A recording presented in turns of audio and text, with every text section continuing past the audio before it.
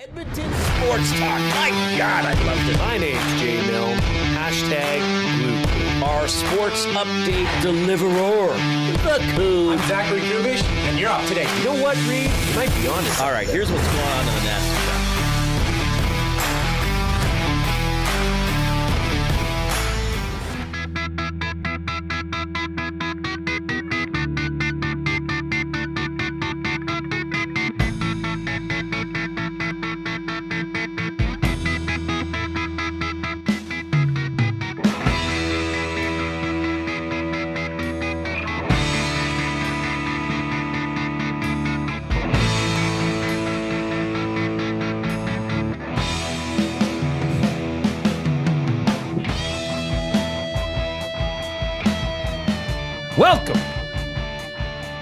Welcome.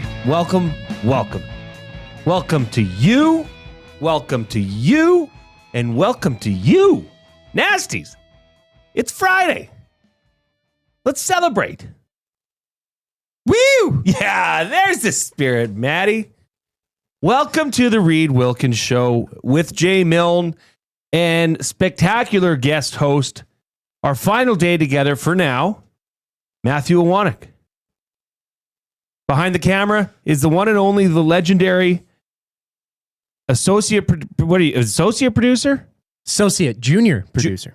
Associate junior producer and sports update deliverer, Zachary Kubusch. You are listening to us from the Canadian Brew House studio, where they would like to make beer cheap again. At the Canadian Brew House, Molson Canadian Steins are just $4.50. That's 25% off Monday to Friday until 7 p.m. Round up your crew and stop by the Canadian Brew House. Oilers win last night in San Jose, 3-2. But did they really win? That is the question at hand today. They're going to visit LA tomorrow. March Madness continues. We are going to have the one and only Paul Sir from 3x3 Basketball join us at the 4 o'clock hour and talk some March Madness. Women's, men's, we're going to talk some NBA. Anything to do with basketball, we're going to discuss it. Let's go, Duke.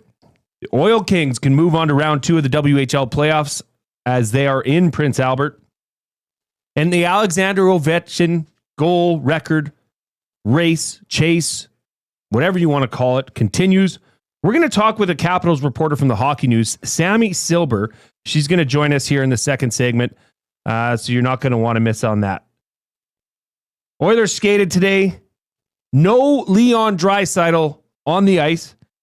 Elliot Friedman reported on Twitter from head coach Chris Knobblock. He is short-term with a lower body injury. They are not concerned about his playoff readiness. Will not dress tomorrow. Unlikely to dress Monday in Anaheim. But Trent Frederic appears now and is apparently, well, according to today's skate, he is on the second line with Henrique and Hyman. The RNH has been elevated to the first line as center with Podkolzin and Arvidsson. Then you saw Skinner, Janmark and Brown, and Kapanen centering Jones and Perry. So lots to get into. But I mean, the news from last night, the news today has got to be the Draisaitl injury, right, Matt? Yeah, absolutely. Because we talked about a bit on the Hangout today. And I think what Chris Knobblock says today puts me in the same spot, which is this isn't a nothing burger. This isn't just whatever. This isn't precaution to, be careful. Something happened. He got banged up. Like, this isn't you want to know something? Something a little small happened last night. Let's just keep him out for the rest of the game. Keep him ready to go against the LA Kings. He had that injury, lower body, that kept him out for a few games not too long ago. And now he comes back and he's got a lower body injury again. And the fact that, they're saying not playing Saturday, likely not Monday, but we're already going, not missing the playoffs. There's something there. Like, I expect he'll be ready to go in the playoffs. We've seen him many times play through the playoffs, but he's going in not at 100%. I do think something happened last night as well. I don't know if it's as severe or, as as big of an injury as maybe you might. I thought last night, looking at that game, he had enough. and whether it be a slight injury from what ailed him prior, and he said, that's it. I don't need to cause this in this game right now. And the fact that he got banged up a couple times last night. He was hit awkwardly. He had that one play where he lost an edge and he crumpled his lower half, stepped on a puck. I'm done. I'm out. Now, obviously, there is something here. There is a lower body injury, but it has been classified by Chris Knobblock as short-term. I just want to say, I forgot to mention this off the top. Harry Polinsky, Reid has been off Wednesday, Thursday, Friday on scheduled holidays. He will be joining us from that beautiful seat again on Monday. So have no fear. He will be back. Everything will be just fine. But, Matty, they're going to be missing McDavid, Ekholm, Draisaitl, Skinner. If you could say the starting goalie, I don't know if you can say that. As of right now, he still is. Well, we'll discuss that, okay? But let's talk about tomorrow's game. That is what is on the minds right now. That's a huge game. That's a 4-point game against your division opponent. Potential playoff opponent. For a straight time. Do you think the Oilers have a chance of winning this game tomorrow without anybody? I mean, they're missing their top 3 players. Yeah, they're missing a good chunk of players. But anytime you go out, there still is a chance. And, you still have some really good players. Now, the lines from today was Nugent between Puckholz and Arvidsson, Henrik between Frederic and Hyman, Janmark between Skinner and Brown, Kapanen between Jones and Perry. I'd be surprised if Frederic doesn't play tomorrow, just because you already have him skating in that top 6. Wallman, Bouchard, Nurse, Stetcher, Kulak, Emberson was the D pairing with Picker getting the start for tomorrow. It's not going to be easy. We've talked about it the last couple of days. The LA Kings are a team that have lost 8 times at home, only 4 times in regulation this season. So that's not a good start there. But sometimes it's these moments where a team is without some of its best players. They really dig in deep and go within themselves and pull out some of their best games. I think, yeah, I got to see if Coolbet would have lines up yet on tomorrow's game. I would think we're going to see LA Kings being good favorites going into this game. Sure. But McDavid went out. Absolutely. But I could see that being the motivate. I would be more concerned about the game against Anaheim without all these guys than I would be against the LA Kings. Because against Anaheim, I don't think they think, there'll be that mental aspect within this team like there will be tomorrow of, this is going to be a difficult game, boys. We got to really dig in deep to pull this one out. So it's not going to be easy with all those guys, but I don't think we're looking at a runaway LA Kings victory, 4-1 hockey game or something like that. What about you? Well, I will agree with you there that somebody needs to step up, and I'm looking right into the eyes of Ryan Nugent-Hopkins. You're now going to be centering the top line.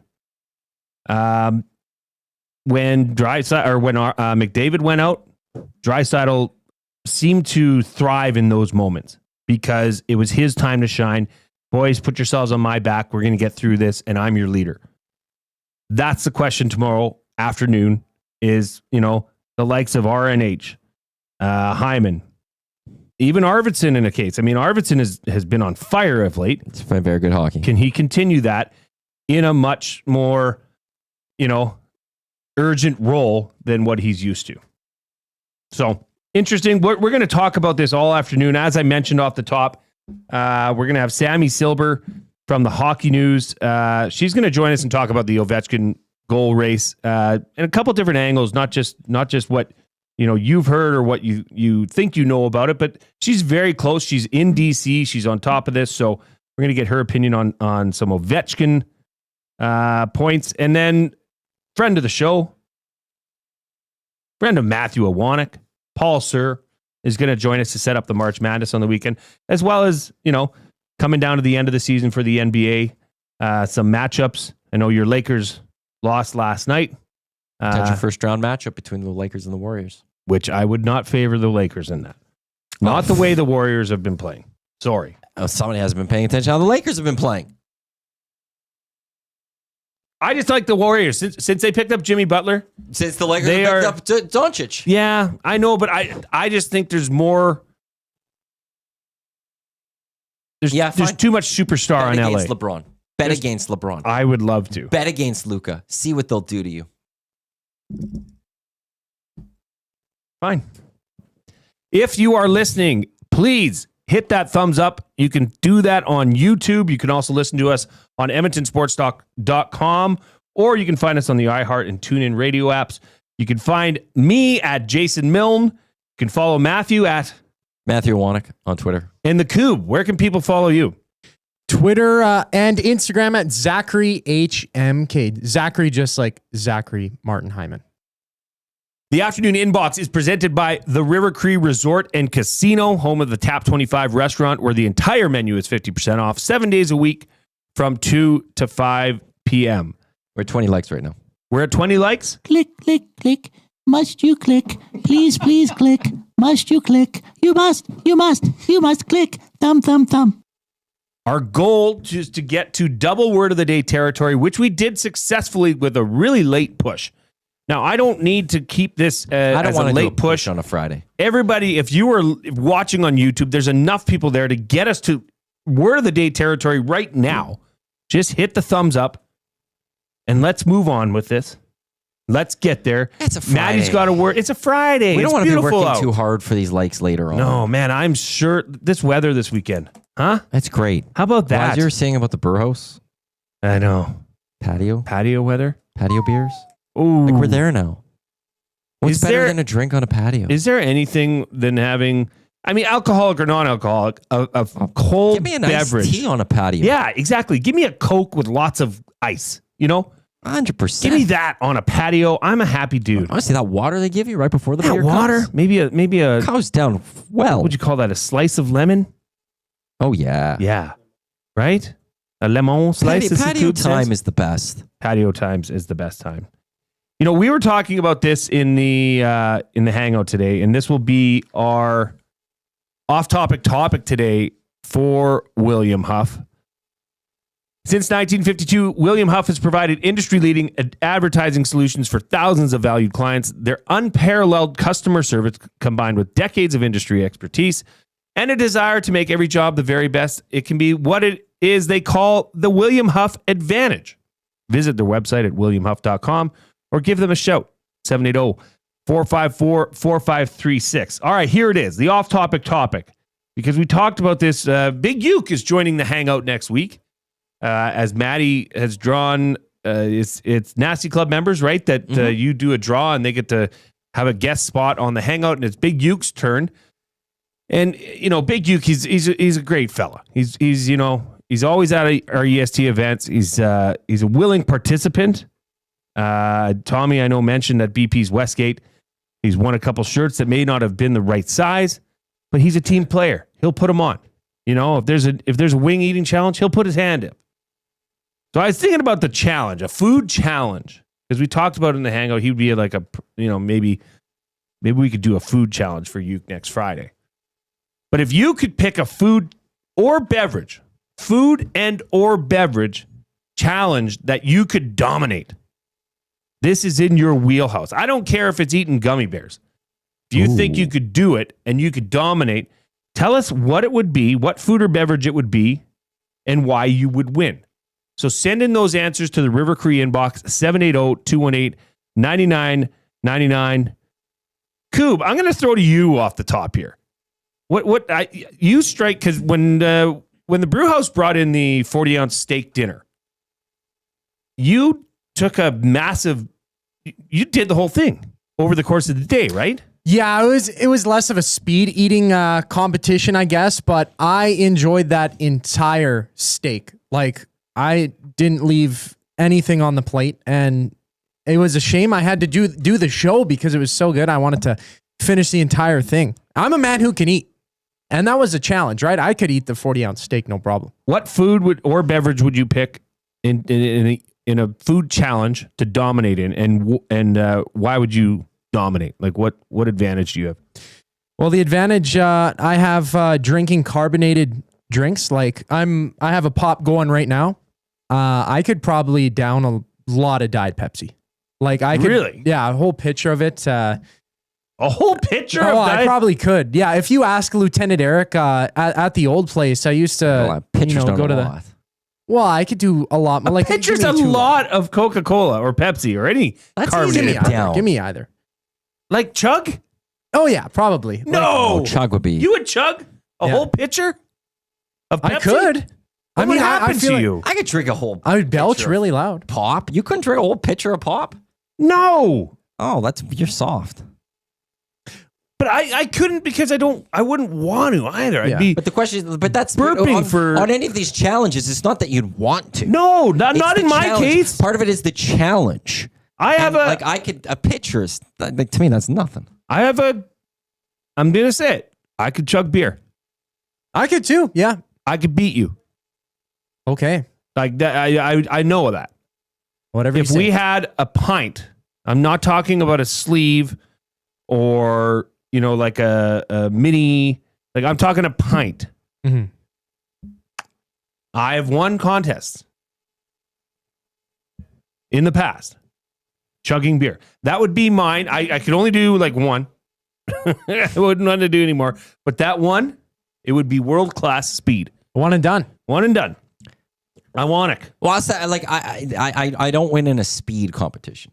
I wouldn't get in anything in a speed competition. I couldn't out-eat or out-drink someone in terms of speed. You give a time, if you give a decent amount of time, I could put back a lot of pito hair. I did the 40-ounce steak challenge, plus I did half a dusty. So give me a steak. I don't know. So you're in in a 12-hour period, Maddie could eat how many pierogies? Oh, 12-hour period? Like 100? More. Really? More. Will have to be. I think that'd be it'd have to be like if it's me versus you, who's going to eat like quicker? I'm not that type of person. But I think overall, over the course of one sitting, I could eat more than some people.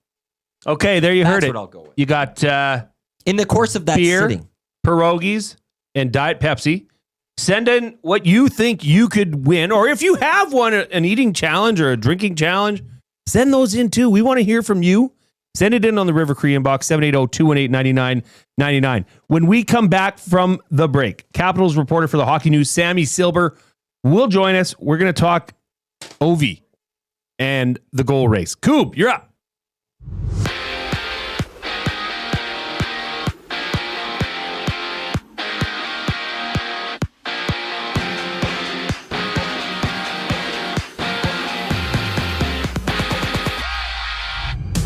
Leon Draisaitl will not play tomorrow in LA. Oilers head coach Chris Knobblock saying that the superstar is out, quote, short term after Draisaitl was forced to leave yesterday's game against the Sharks with a lower body injury. And the great chase continues. Wayne Gretzky is in attendance tonight for the Washington-Chicago matchup. Alex Ovechkin just 2 goals back from tying the all-time scoring record. 3 games on tap around the NHL. And from Prince Albert, the Oil Kings have the Raiders with their back up against the wall heading into Game 5 of their series. Oil Kings lead 3-1 in the series. Meanwhile, former Cowboy and 49er Trey Lance is off to LA to join the Chargers on a 1-year deal worth up to over $6 million.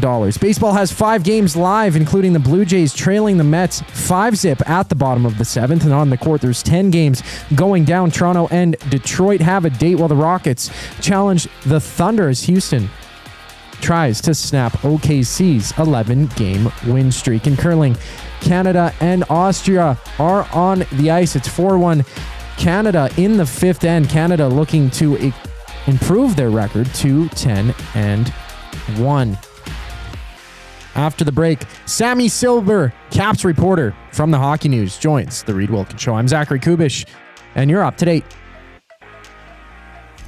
2 guys and a goalie. Wayne Gretzky, who was the greatest goal scorer of all time, is going to be passed by somebody else. You stop that game, the team comes on the ice. I wouldn't even be surprised if the other team all sort of give him a high five or a quick handshake, and then you go from there. But I don't think he just scores the goal and goes back to the bench and they talk about it after the game. I think the NHL will be missing out on a monumental moment that many of us thought would never happen. 2 guys and a goalie, presented by GS Construction. Tuesday and Thursday afternoons at noon, only on Edmonton Sports Talk, your clear choice for Edmonton sports. Make beer cheap again at the Canadian Brew House. Grab an ice-cold Molson Canadian Stein for just $4.50. That's 25% off. Monday to Friday, open until 7 p.m. Why wait? Grab your crew and make the most of this awesome deal while it lasts. GCL Diesel has been serving oil country since 1972. From diesel cars to SUVs to pickups. From farm tractors to school buses to a big rig. From diesel generators to forklifts, GCL can test, troubleshoot, and repair all diesel fuel system components. Whether it's injectors, pumps, turbos, filters, or additive, GCL has the parts you need to keep your diesel running the way it should. For genuine diesel parts at wholesale prices, visit GCL Diesel in the West End or online at GCLDiesel.com. GCL Diesel. Diesel understood. Hey Edmonton, ready to take advantage of lower rates and better pricing? South Fort Chevrolet in Fort Saskatchewan has you covered. From rugged trucks to sleek SUVs. And with over 40 years in business, you can trust that you're getting the best deal on your new ride. As the proud title sponsor of the Nielsen Show, EST listeners can drive a little to save a lot with South Fort Chevrolet's transparent pricing and down-to-earth sales team. Visit us today in Fort Saskatchewan or online at southfortchev.com. Love is in the air. I love you. And you? And you? And you! Why choose between your beloved items? Sentinel Storage, keeping your treasures safe to be loved again. Try 4 weeks free. Details at sentinelstorage.ca.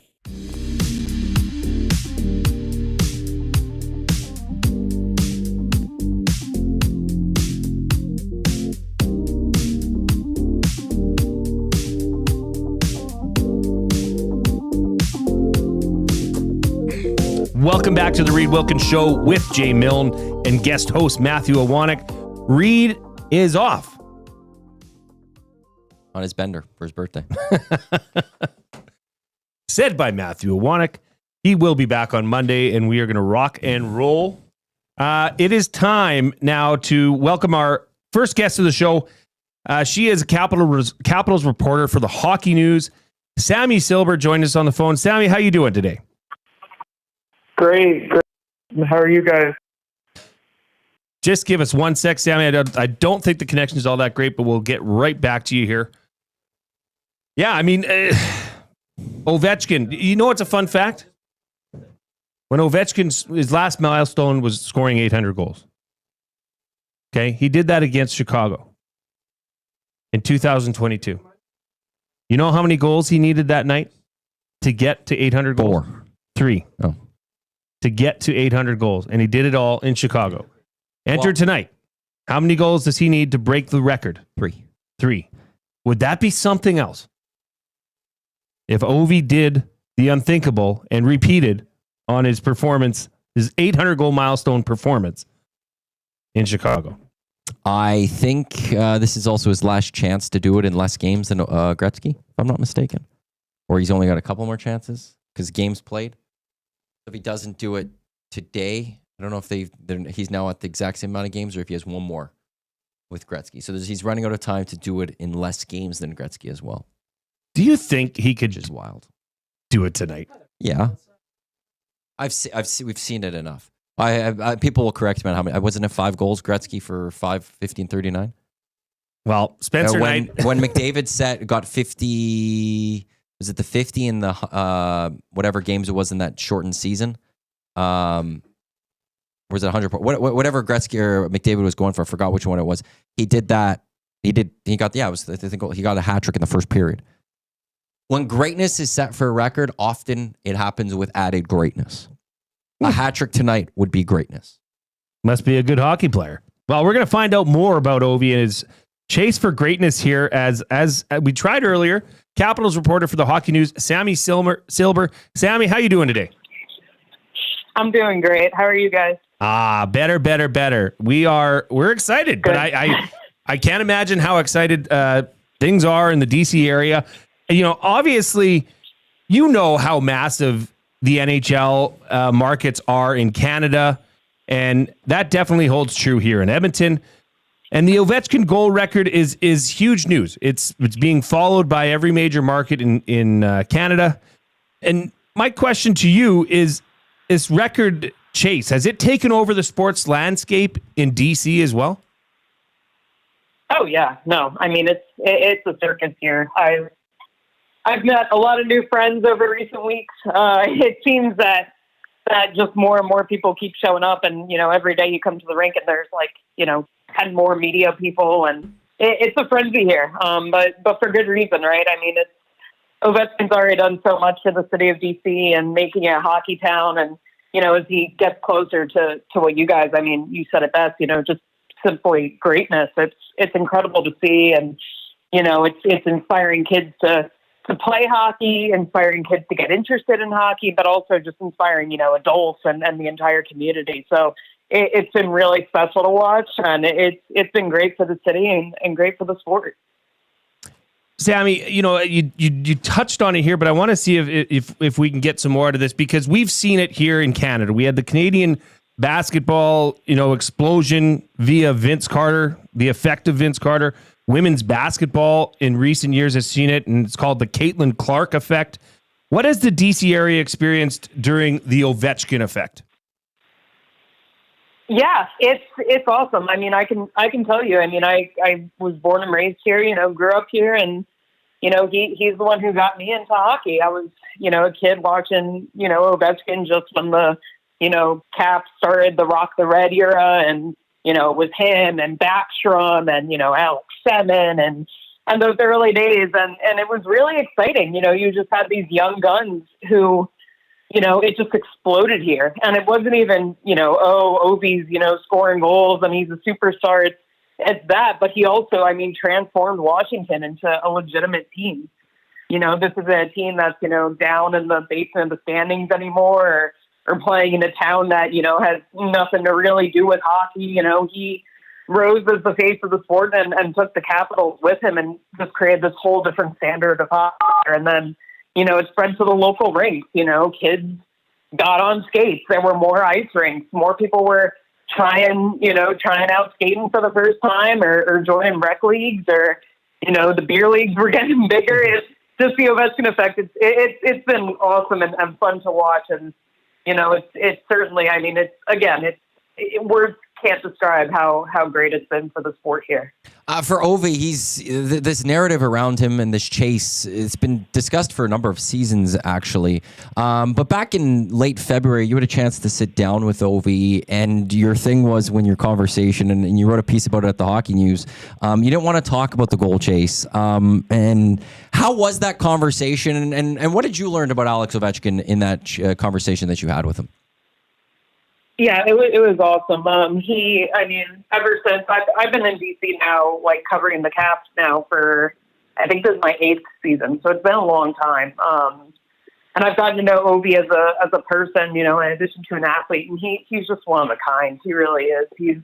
He's such a nice guy. He's a very humble individual, very generous, and you look at him and you see him, and as he gets closer and closer to this record, and like I mentioned, the media circus gets bigger and bigger, and there are all these people that, faces he's never seen before, and cameras, in your face, and, and all eyes are on you everywhere you go, and, about your family and your kids, I wanted to see, Ovi the person. I wanted to talk to Ovi the person, Ovi the dad, Ovi the husband, and, the guy who likes a couple beers and just to hang out, instead of the goal scorer. Because, there's only so many times you can go around and talk about it, right? It's huge to talk about and it's worth talking about, but there's so much more to him than the goals. And so I got to sit down with him, and it was pretty mesmerizing for me because, growing up, I, had the Ovechkin fat head on my wall, and I was a huge Ovi fan. I had his jersey. I think I wore it 5 times in a row to school, and they were like, "Okay, get a new outfit." But but he's just such a down to earth, humble individual. And then he took so much pride in being a father and just being a good person. And that really stuck out to me. So it was an awesome conversation, and he's he's truly one of a kind.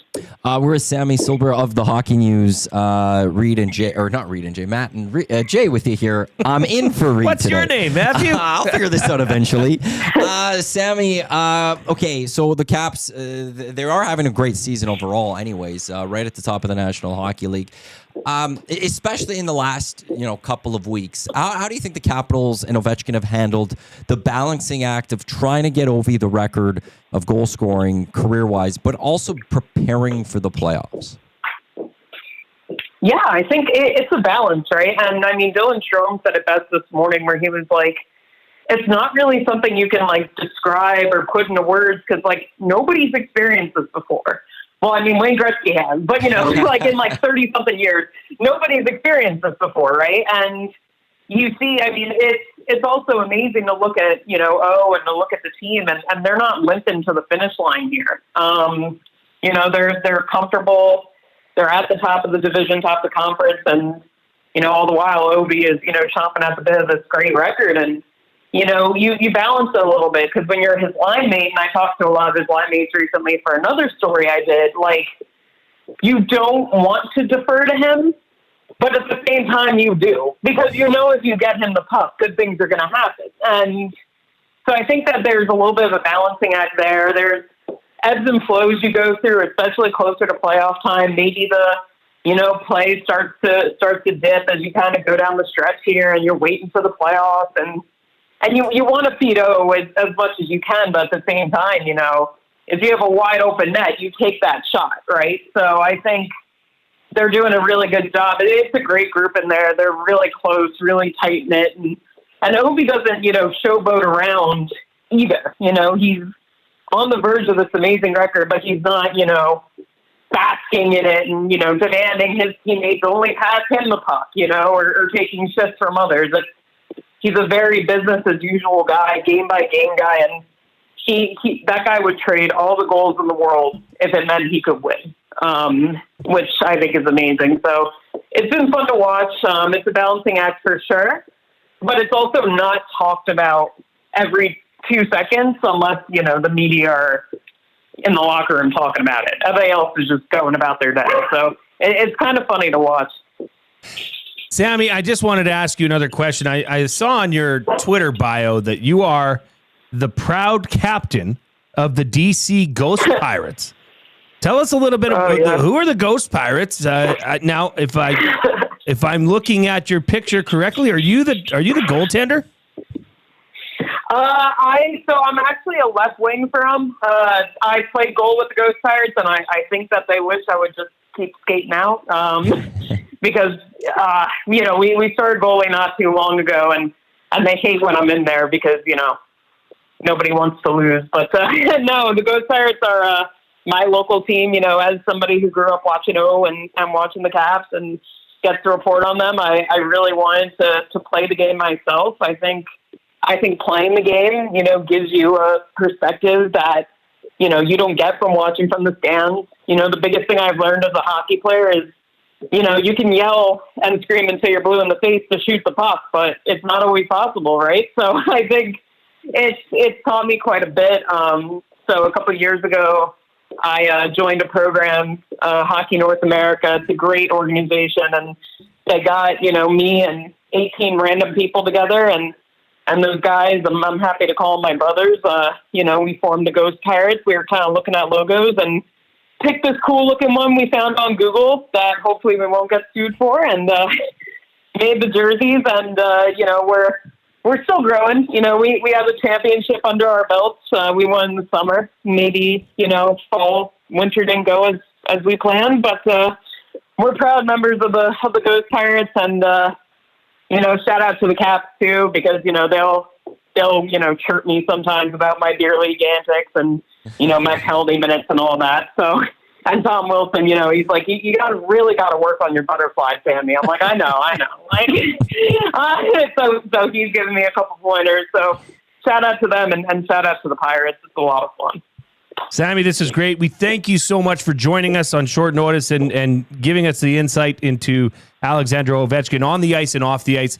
Have a great weekend. Hey, Sammi, just quickly, do you think Ovi gets it tonight? TJ Oshie pulled me aside a couple of years ago, and he told me, never bet against the big man. So I wouldn't be surprised. I would love to see it. I mean, as a reporter and, as a kid who grew up a Caps fan, I'd love to see it. It's goals are hard to come by in the NHL, so I'm not expecting anything. But with O, you never know. So we'll see. We'll see how it goes. Well, we'll be tuning in. I heard earlier that it will be broadcast across Canada, this game, which normally wouldn't. Washington game at Chicago. So, yeah, it's garnering a lot of attention, as it should. This is huge. Sammi, thanks for coming on. Have a great weekend. Of course. Happy the phone ended up working. Thanks, guys. Take care. That was Sammi Silber of the Hockey News joining us. Yeah, awesome. That was great. I mean, and I was mentioning this yesterday. We watched that Greatness docuseries that was out. I think it aired on TSN. I don't know who actually put it together, but you get a better sense of who Ovi is off the ice. I know it. It is what it is, Matt. He's a Russian player playing in North America. That's a tough crowd and a tough sell for a lot of people. I understand that. That's natural. I mean, the conversation came up earlier this week, whether playing U.S. or playing, with what's going on in the U.S. and it's a mixed bag right now. I get it, but it gave you a sense of who he is off the ice, which you don't really get. And the NHL is not that great at giving it out. So she backed that up, definitely. We are going to be back after the break. We're going to get to some of your off-topic for William Huff. If you could pick a food and or beverage challenge to dominate, what would it be and why would you win? Maddie's got some of those queued up right after the break. Koob's Tube. What was it yesterday? Your food truck? Koob's Kubusch. Koob's Koob. I'm not going to get that right. My buddy texted me and he said he laughed way too hard at that than he should have. Don't! Take her away, Koob.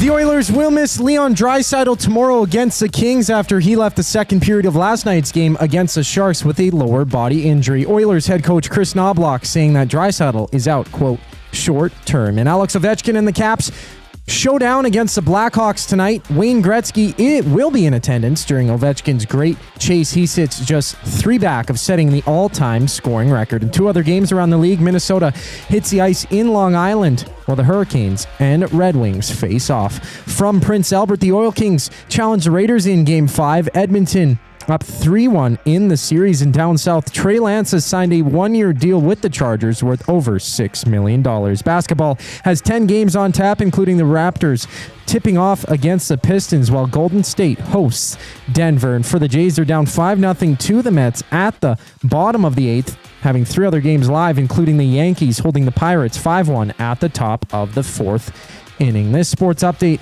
is brought to you by Find Edmonton. Find takes your unused furniture and home goods to help those moving out of homelessness. Get donations picked up or drop them off free of charge. Visit findedmonton.com or call them at 780-988-1717. The Reid Wilkins Show rolls on once we get back on the other side of the break. I'm Zachary Kubusch, keeping you in the loop. Get your fix every single game with the GCL Diesel Oil Stream pregame and postgame shows with Tom Gazzola and Hernan Salas. Whether it's breaking down the starting lineup, predicting key matchups, or diving deep into the game's biggest moments, Tom and Hernan are here to give you the best insight and analysis in the city. After the final horn, get the breakdown of every key moment, performance, and player reactions. It's your one-stop shop for all things game day. Catch the GCL Diesel Oil Stream pregame and postgame shows with Tom Gazzola and Hernan Salas, only on Edmonton Sports Talk, your clear choice for Edmonton sports. Gallo LLP is an Alberta-based accounting firm with expert chartered professional accountants in both our Edmonton and Sherwood Park accounting firms. Our experienced and innovative accountants provide financial advice that saves our clients money. Simply put, we help our clients protect their assets and grow their businesses. At Gallo LLP, they go beyond the numbers to ensure the continued success of your business. Reach out to Preet or John to discuss how they can help your business grow. Visit gallollp.ca today and see how they can help you take your business to the next level.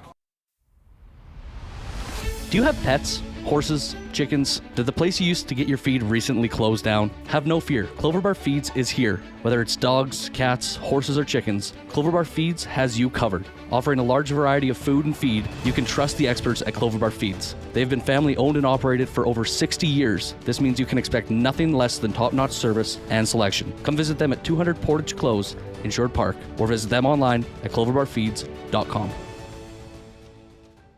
Looking for quality building materials and friendly advice? Visit us at Windsor Plywood Leduc, family owned and locally run since 1993. From interior materials for doors, flooring, baseboards, and all the finishing touches to all you need for your outdoor projects like cedar lumber for decks and fences, plus all the plywood you'd need. Our full-time on-staff carpenter can help with anything odd-sized or custom, and from domestic hardwoods to exotic selections, we've got you covered. And if we don't have it, we'll track it down for you. Windsor Plywood Leduc. We're the experts you need to know.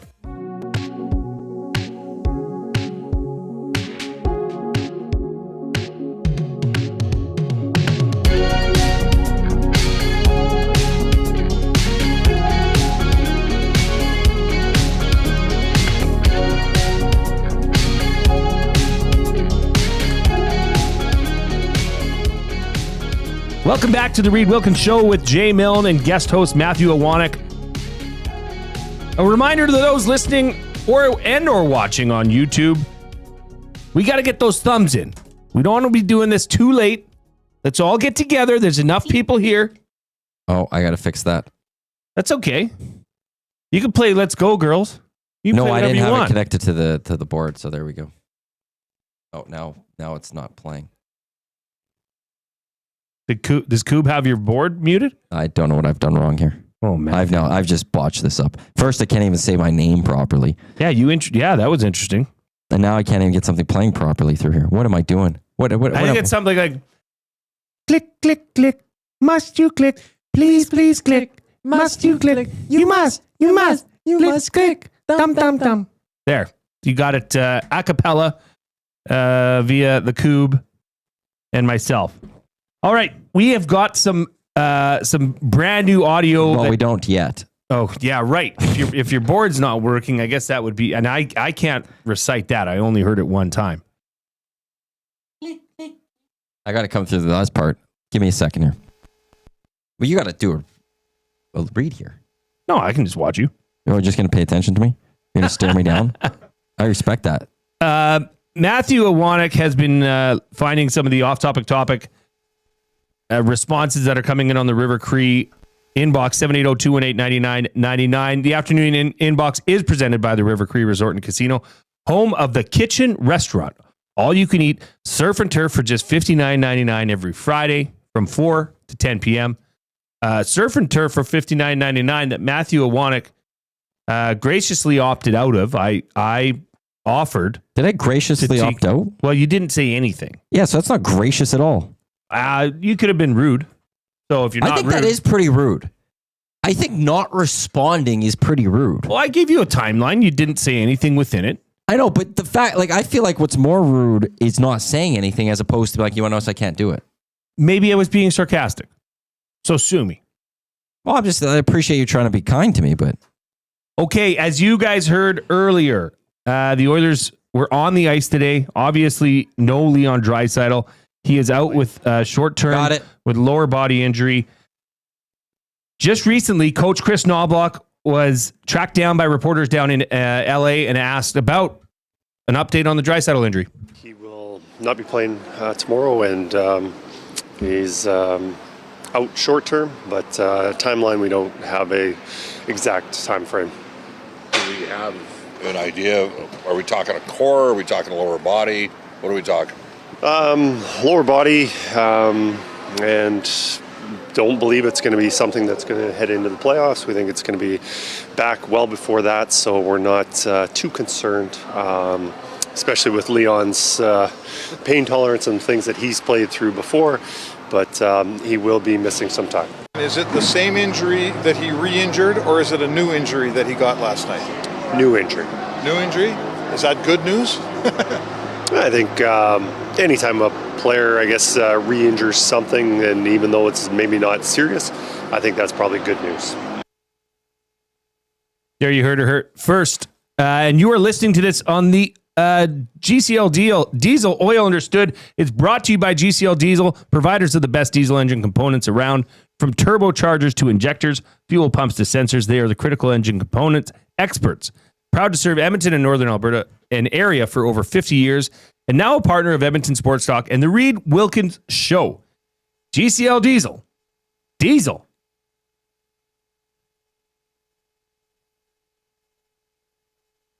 Understood. All right, Matt, let's talk about this comment from Coach Knobblock first. I will quickly, I see Jen going Spec with a face palm for that question. That is a good question by Spec in my mind. On the new injury or old injury? Yeah, on saying, is that good news? Why? I'm fine with it because if it's the same injury, that to me is bad news in a sense. Because now he's re-aggravated an injury and that might make it worse. And that's longer term. Whereas I understand where Spec is going. Is it good news that maybe it's something else that is smaller and the other injury isn't re-aggravated? So I'm totally understand the Spec question there where he is going, hey, is that good news? Because that to me is kind of better news that maybe there was something like that. It's not a re-aggravation of what it was before. To me, that for that team, there might be a little bit of relief. Okay, that is good news because what we're dealing with now is actually, it's not as bad. Like it's whatever. Whereas if it was a re-aggravation, that might be, okay, this is the worst news because this is now going to take even longer to heal. What was the original injury believed to have been? Or it leads to, if he re-aggravated it, does that lead to a chance of re-aggravating it in the playoffs? What was the original injury believed to have been? Hamstring. Yeah. That is why that question is very important. Yes. Re-injuring a hamstring injury is no bueno. That is not good news. You don't want to have that feeling of tightness or soreness in your lower buttocks ever again. Because if you reinvigorate it, it's not going to go away.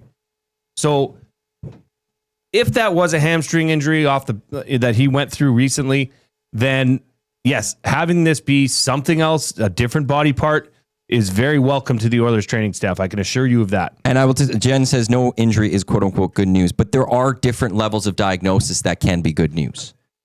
Absolutely. We've seen it in sports before where you believe that there might be something torn and then you find out, oh no, the good news is it's just a strain.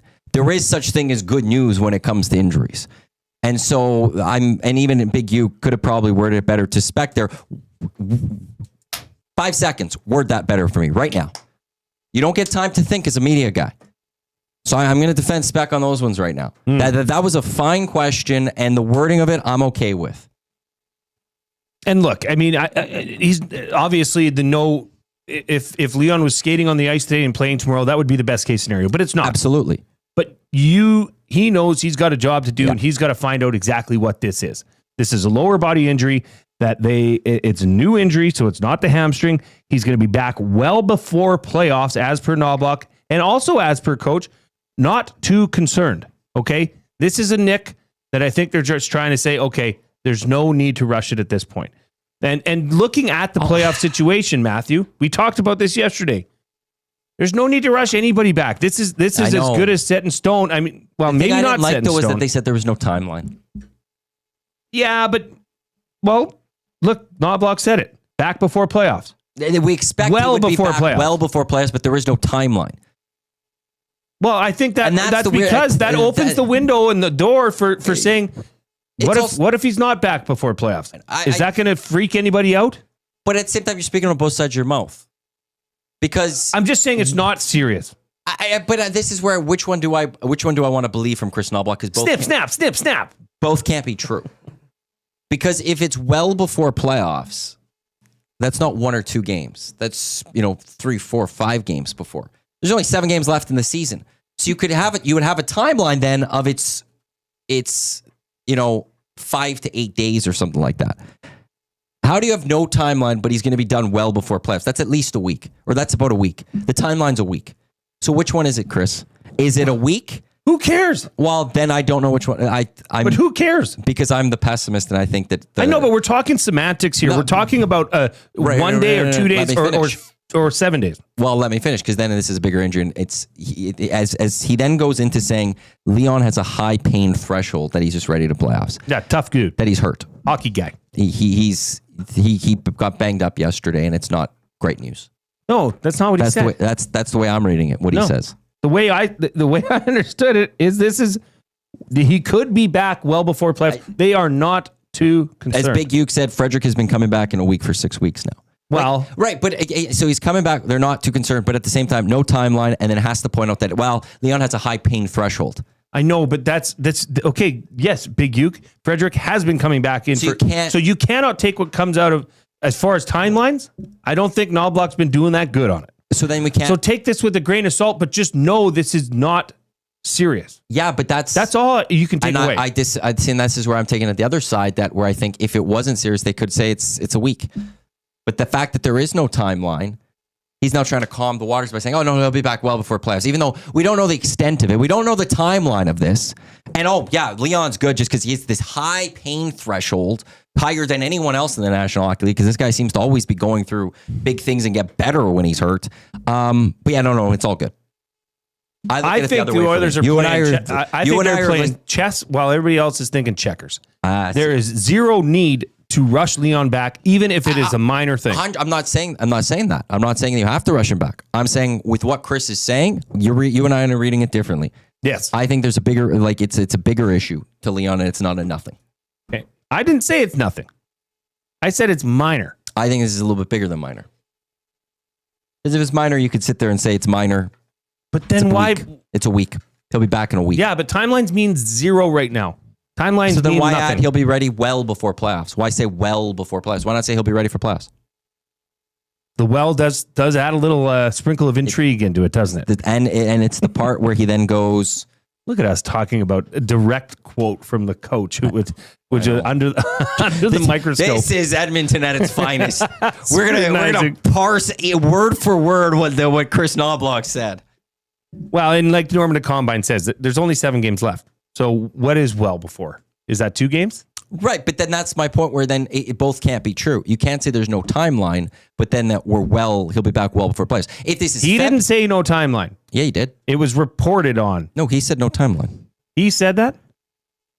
I'll run this back. I'll be playing tomorrow, and he's out short term, but timeline we don't have a exact time frame. We don't have an exact time frame, but he'll be back well before playoffs. If this was February and he so said he's that, the one talking out of both sides of his mouth, that's not what I'm me. Saying. That's what I'm saying. I'm saying he.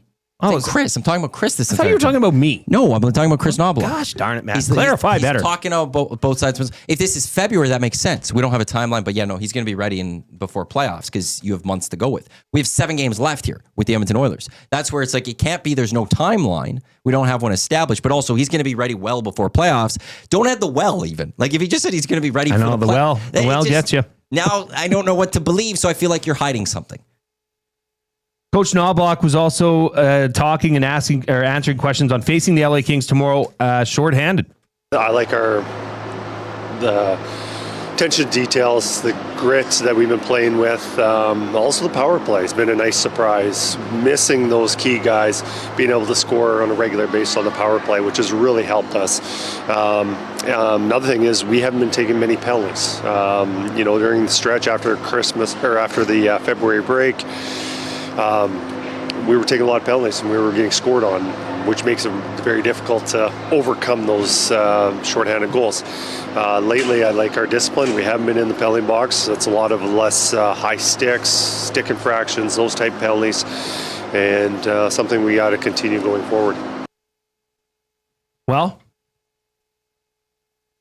I guess the key to tomorrow's game is to not take any penalties, which they have been doing a better job of. But when you're shorthanded, you got to find every advantage that you can, and staying out of the penalty box sure would be one of them.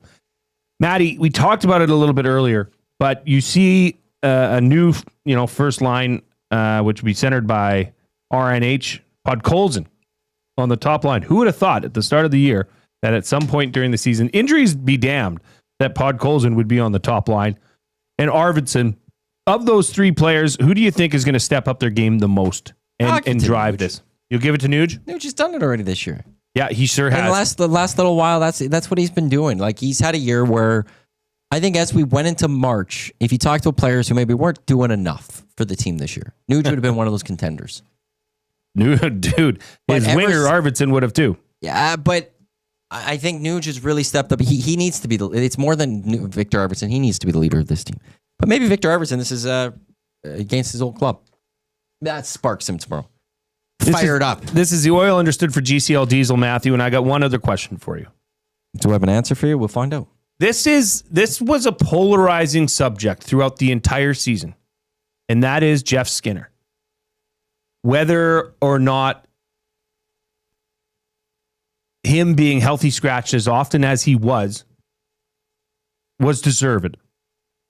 Now you see him starting to turn the corner, starting to insert himself into the game. Do you think there's a case for those that were crying wolf earlier in the season saying, why the heck is Jeff Skinner up in the press box and you've got Kapanen on the ice, or Janmark, who hasn't been doing much, or Connor Brown, who, I know he scored a goal last night, but Arvidsson and Skinner are picking up their game at the right time. It's almost like they've been here before. It's almost like they're veterans in the NHL. Now, Skinner has not played in the postseason yet. Hasn't been there. Okay, I understand that. But do you think this gives some validation to those people that were questioning Coach Knobblock on healthy scratching Jeff Skinner? Can I be devil's advocate on behalf of Chris Knobblock after just going against Chris Knobblock there? Please. This is because of how Chris Knobblock has handled him. He's kept him in check. He's kept him hungry. Oh, you think now has kept him okay? That they're like, I've seen it in a long time here in the city of Edmonton. Players aren't playing well and they get sent, the fans want them sent to the press box, and it doesn't happen. They get frustrated. Now, after a goal game is very interesting. But clearly Chris Knoblauch didn't like certain other things that maybe he sees in Jeff Skinner's games that also led after those to send him in the press box. Maybe this is all led because of how Chris Knoblauch has handled him. Well, let's not kid yourself. You're missing Connor McDavid. Somebody else has to fill the void there as well. Sure, but he could come in and not fill the void. He could come in and be dashes across the stats. He's answered the bell. So so he gets credit for that. But to the argument of, well, he shouldn't have been scratched, the other, I could say maybe the devil's advocate I will go with on behalf of Chris Knoblauch is because the way that is how he's treated him and didn't just give him everything, this has led to Jeff Skinner to constantly staying hungry and trying to improve his game and allowed him in these moments to staying step up. hungry. Maybe that's staying focused. That's devil's advocate from Chris Knoblauch's side. You know what? I think that's a great answer. Well done, Matthew. We are going to take a break, and right after that, we are going to be joined by 3x3 basketball commissioner? Runner? I think he's the executive director. Executive director. Paul Sir will join us. We're going to tee up the March Madness starting tonight with the ladies, and then tomorrow night, it's going to be the men. If you like basketball, heck, even if you don't, you're going to want to stay tuned because you might want to watch it after. CEO. He is the CEO of 3x3 Basketball Association. Paul Sir will join us next. Koob, take her away. The Lock Shop. So Ovi to get one tonight, minus 149. To get two tonight, plus 275. And with the commish and Gretzky and everybody in the house against a Chicago team that, as Chris Johnson pointed out on our show this morning, Chicago's the only team in the league to not have a shutout this year. Alexander Ovechkin to get the hat trick tonight, 20-1. And not only am I on it, somebody dared me to parlay it with the Blue Jays today. So I did that as well. So I'm on the Jays plus an Ovi Hattie tonight. The Lock Shop, weekday mornings at 11, only on Edmonton Sports Talk. Your clear choice for Edmonton sports.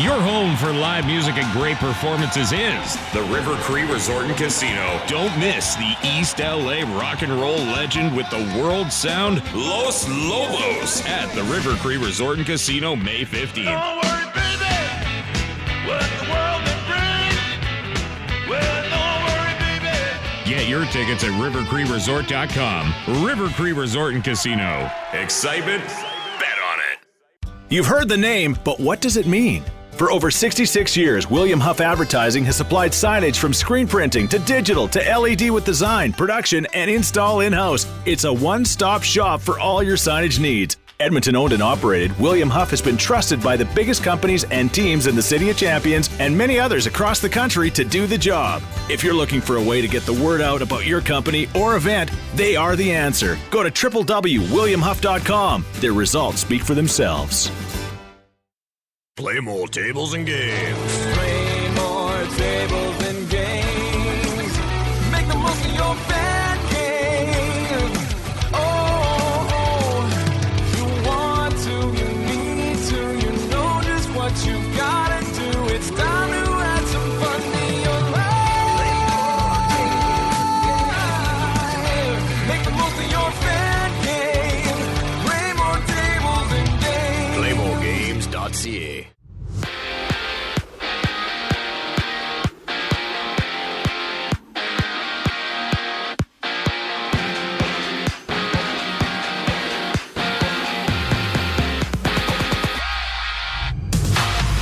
Oilers head coach Chris Knobblock has confirmed that Leon Draisaitl will miss tomorrow's game in LA, with the Oilers superstar leaving yesterday's matchup against the Sharks with a lower body injury. Tonight, Carolina visits Detroit. The Blackhawks and Caps drop the puck. Wayne Gretzky will be in attendance, with Alex Ovechkin just 3 goals away from breaking the all-time scoring record. After that, the Wild meet the Islanders. Meanwhile, the Oil Kings look to win their series against the Raiders as they're up 4-1 entering Game 5. Elsewhere, Medicine Hat hosts Swift Current on a 6-game WHL slate. And down south, 13-year NFL veteran Julio Jones has announced his retirement on social media.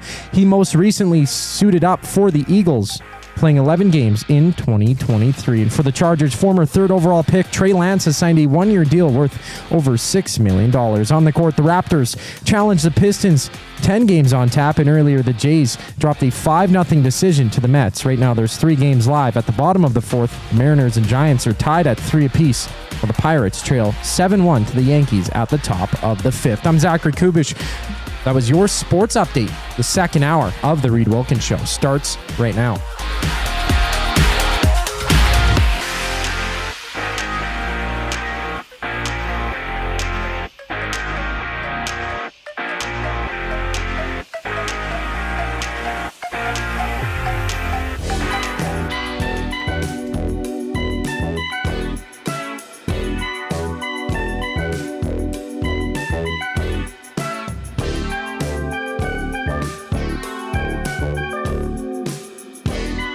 Welcome back to the Reid Wilkins Show with Jay Milne and guest host Matthew Iwanyk. A beautiful, sunny Friday, and there's some beautiful March Madness to be played this weekend. So we're going to get right into it. Paul Sir, CEO of 3x3 Basketball, is going to join us for Voices of the Game for Windsor Plywood Leduc. Windsor Plywood Leduc, locally owned and operated since 1993. We're more than just plywood. We offer everything from doors and flooring to decking, fencing, and custom millwork. With a huge selection of hardwoods and knowledgeable staff, we're here for all your DIY needs. Windsor Plywood Leduc, the experts you need to know, as we welcome in the man, the myth, the legend, the one and only Paul Sir. How you doing today, sir? Well, I don't know who you're talking about, but I'm doing just fine. Thank you. Oh, come on. You're a legend of basketball in the Edmonton area, and you know it, and we appreciate what you do for the sport in the city. We really do. We really do. You've carried it on, and we will talk 3x3 in a moment here. But as you know, this is a big weekend here as March Madness kicks off tonight on the women's side and tomorrow on the men's side. Listen, I know you know me, you know my wife. We're a big basketball house. We've got my wife and 3 girls, and we tend to watch a lot of the women's game, to be honest with you. And I wanted to get your take on this because I've said it before, and I want to see what you think. But is NCAA women's basketball currently right now the purest, truest form of basketball, the game of basketball that is available to watch? You know, that's a great point. It may be. I'm a huge fan of women's basketball. Us being able, we've got this tremendous history in Edmonton that's unique. I actually grew up in the state of Iowa at a time when the women's basketball state tournament outdrew the men's basketball state tournament. And at that time, it was the weirdest game. It was 3-on-3 half court. I won't even explain it, but for the championship game, I remember my grade 12 year, the women's team had 18,500 people in the final, and the men had 18,200, and they made a big deal out of that. I love women's basketball. To me, it's a horizontal, fundamentally beautiful form of the game. We had the women's national team here for years. People got to really see it. And now we've seen the explosion of popularity with Caitlin Clark's impact and so many other players. But long answer, but yeah, I think in many respects you're really onto something there, because it is so technically sound and solid, and the women continue to get better and better in so many different ways. We got 3 number 1 seeds on the women's side: Texas, South Carolina, UCLA. We got a number 2 in UConn with Paige Beckers. I'm a big Paige Beckers fan, so I will be going for them. But in your eyes, whose is this to lose between those 4 teams left on the women's side? I think this is the most unique Final Four I've ever seen, Matt. in that I don't know that there's any team, including Duke and UConn, who this is theirs to lose, because literally all 4 teams have the ability in both the men's and women's Final Four. You can create a scenario that is not outrageous or outlandish and not be shocked if any of them were to win the national championship, because they're all really good. I mean, yes, they're the number 1 seed, but they're really good teams. I don't know if I've ever seen a top to bottom men's and women's Final Four with this kind of mix of teams in there. Usually there's a Cinderella story, or there's somebody that's in there that maybe they were highly seeded, but they're just not in the same category as the other teams. I think on the women's side, I favor UConn. I'm like you. I'm a huge Beckers fan. But boy, oh boy, UCLA is really good. And South Carolina and Texas, they're really good. They're really talented physically. So any one of those 4, I'd have to say, if I had to rank them in order, I'd go UConn, UCLA, South Carolina, Texas. But man, oh man, what do I know? I hope UConn wins. I think that would be a marvelous cap to a phenomenal career for Paige Beckers. And they've got some great young players too. So it's going to be a great matchup both on the men's and women's side. Paul Sir joining us, CEO of 3x3 Basketball. You know, you're looking on the women's side there. I want to flip over to the men's side, which starts tomorrow. You got Florida taking on Auburn, Duke versus Houston. I mean, we all know it. Duke with Cooper Flag. I just don't know if anybody's going to beat this team. Is it as clear cut as that? And I'm going to give you a little bit of a 2-part question here, if you don't mind, Paul. But is it Duke's tournament to lose, or do you see a potential upset there? And is Cooper Flag? You know, he's unanimously looks like he's going to be the number 1 overall draft in the NBA draft. Is this a talent you think is going to take that next step and become one of the next NBA superstars? Well, number 1, regarding Duke, could they lose? Yes. Houston has the best defense in the country, but I think Duke has the best offense. And in basketball, great offense beats great defense. So I look at this as this is Duke's to lose. If they square up against Florida, if they play Auburn, I would favor Duke.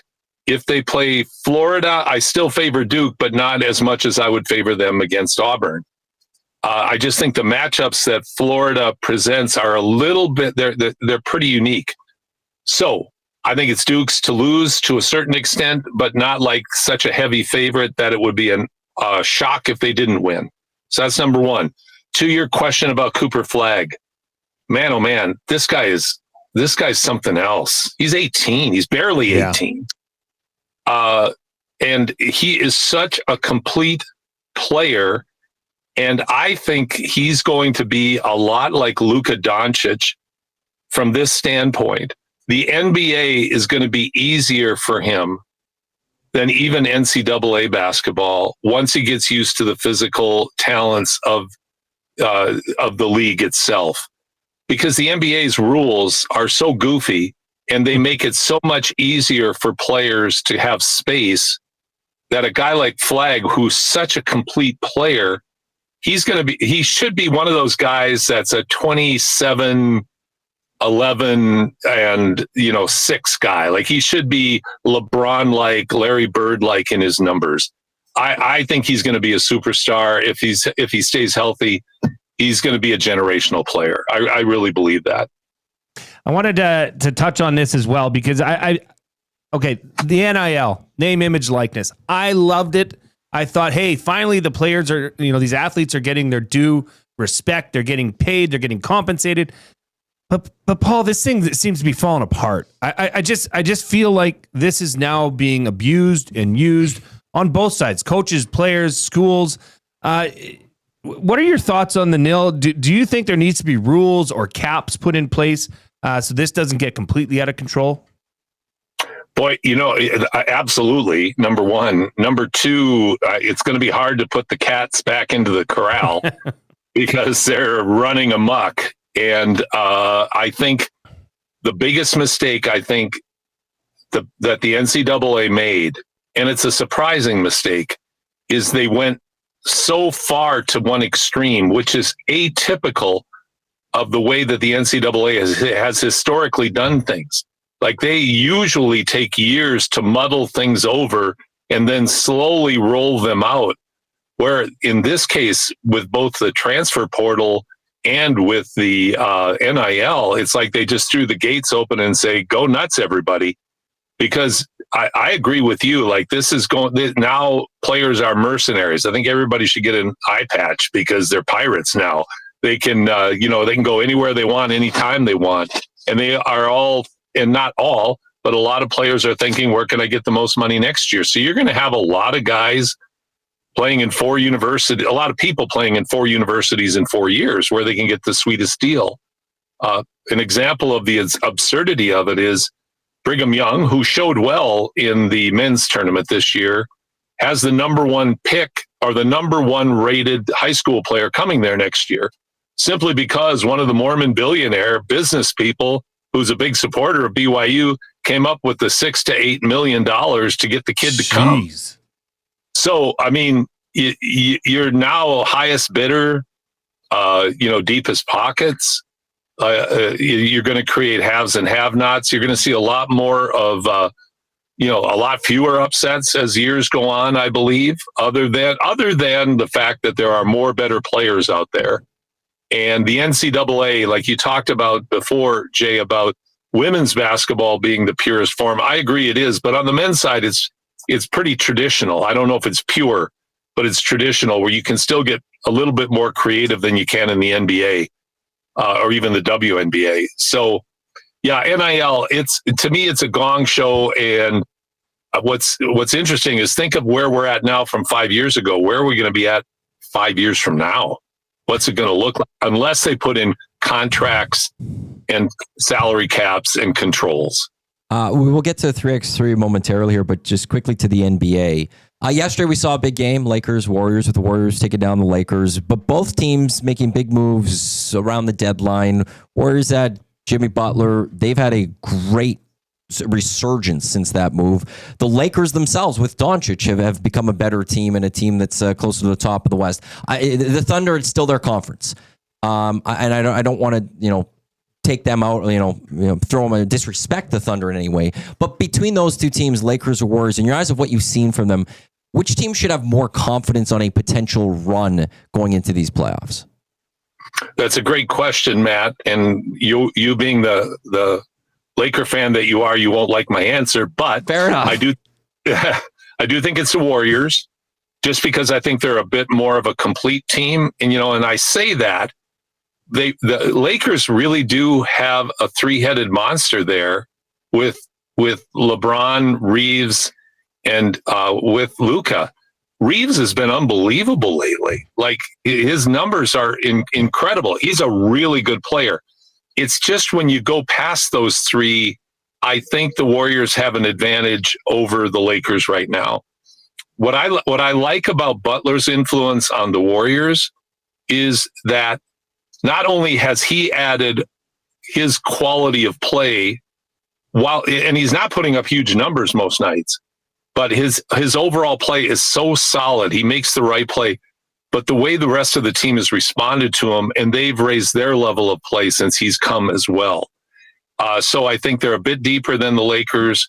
And I would, if I had to pick between the Lakers and the Warriors in a 7-game series, right now I would pick the Warriors.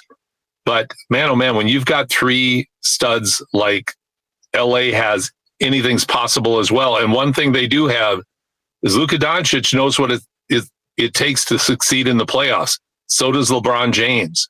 So that equals and rivals the experience in playoffs that Golden State has. So it's a compelling matchup, that's for sure. And the margins that I'm sharing this with are pretty slim, because absolutely. Lakers are a lot more fun to watch than they were 2 months ago. That's for sure. Oh, yes, absolutely. They really have been. Over on East, who do you think challenges the Cavs the best in the playoffs? Who'll give them the biggest fit?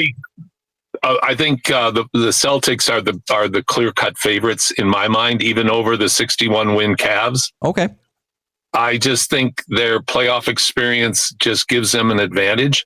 Hopefully, I'm a big fan of Cleveland's. I hope I'm wrong on that. But right now, if I had to pick somebody in the East that I think is going to come out of the East, I would pick Boston over Cleveland pretty decisively because of their experience and because of the fact that they're relatively healthy, which for the Celtics is a big deal. If Porzingis goes down for any reason, that can change things.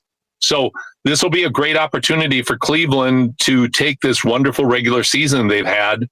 They had a bit of a hiccup. They lost 4 in a row. Everybody said, yeah, see, Cleveland's not that good. Then now they're 5-1 in their last 6. So they're making a strong case, and they are very good. But defending champs, been in this rodeo before, I think that favors the Celtics.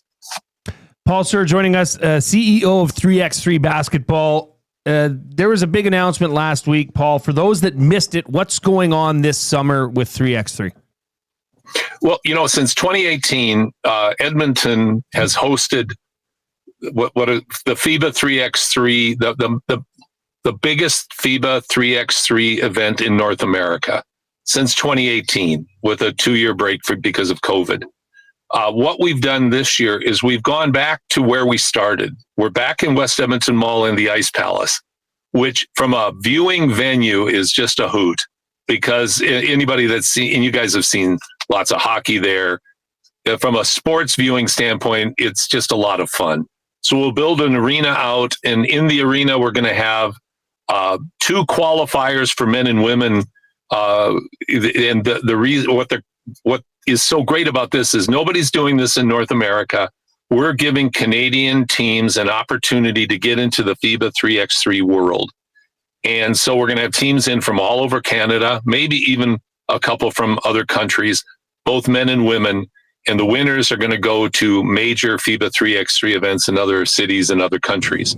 And after that, it'll be followed by a 12-team women's series. And I can't tell you exactly who is going to be there, but let's just say that the top teams that you would hope would be there sounds like they will be. We're going to have a repeat of the Olympics if everything shapes up the way it is with the teams we have here, including, of course, the great Team Canada with the Ploufs, and who just won the first inaugural Champions Cup for FIBA. Then we have the top 12 men's teams in the World Tour.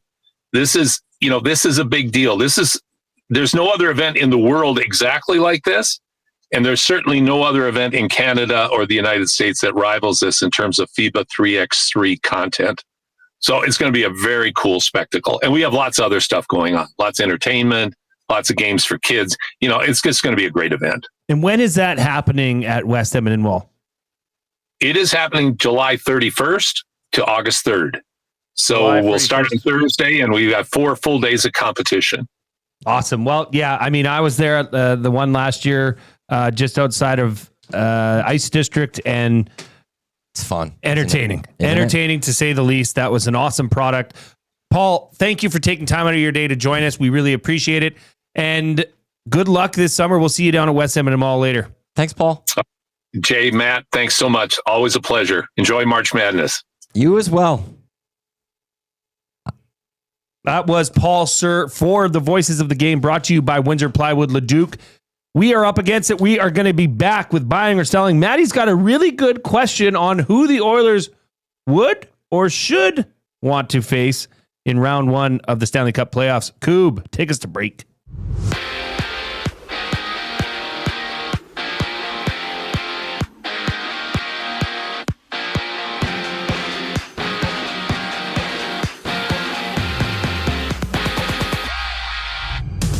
Oilers head coach Chris Knobblock says that Leon Draisaitl will not play tomorrow against the Kings. He sustained a lower body injury that forced him to leave yesterday's game against the Sharks. And tonight, Wayne Gretzky is in attendance for the Blackhawks Capitals game. Alex Ovechkin just 3 goals away from breaking the all-time scoring record with 3 games around the NHL. And the WHL playoffs have 6 matchups It's Game 5 between the Oil Kings and Raiders. Edmonton looking to knock off Prince Albert to win the series 4-1. In the NFL, Julio Jones has announced his retirement after recording nearly 14,000 yards and 66 touchdowns, sharing 13 years between the Falcons, Titans, Buccaneers, and Eagles. And there's 10 games around the association.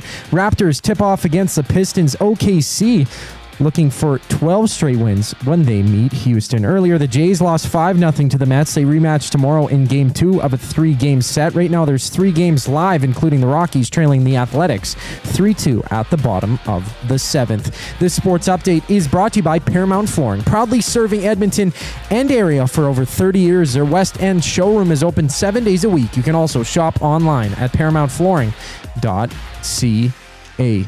Matthew Iwanyk and Jay Milne continue on the Reid Wilkins Show once we get back from break. I'm Zachary Kubusch, and you're up to date. Got some gently used furniture or home goods that need a new home? Find Edmonton is here to help. Every month we furnish over 100 homes to those transitioning out of homelessness, and we need your gently used furniture and home goods. Drop off at 5120 122nd Street or call for free local pickup. Just visit findedmonton.com to learn how your donations can help create a home for someone in need. Plus shop our thrift store, in-store or online, with proceeds benefit those moving out of homelessness through housing supports. Visit us at findedmonton.com. Find Edmonton, supporting our community one home at a time. The showdown continues at the Canadian Brewhouse. Wing flavors of the month. Dillionaire sauce versus passion fruit habanero. One's cool as a cucumber, the other's fire in your face. Who will reign supreme? Come taste the madness. The Canadian Brewhouse. Our house is your house.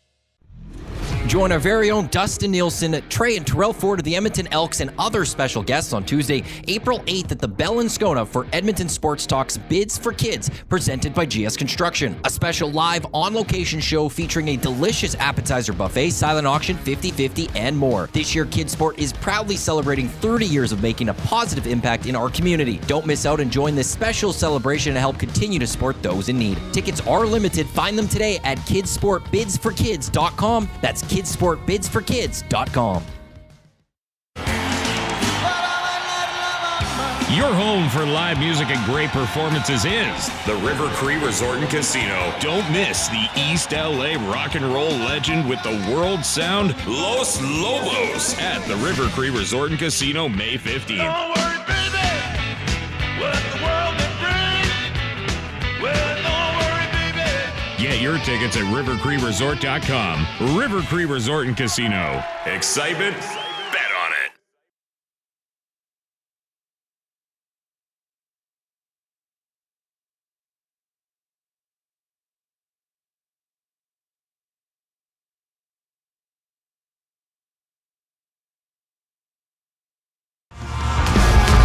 Step closer to the...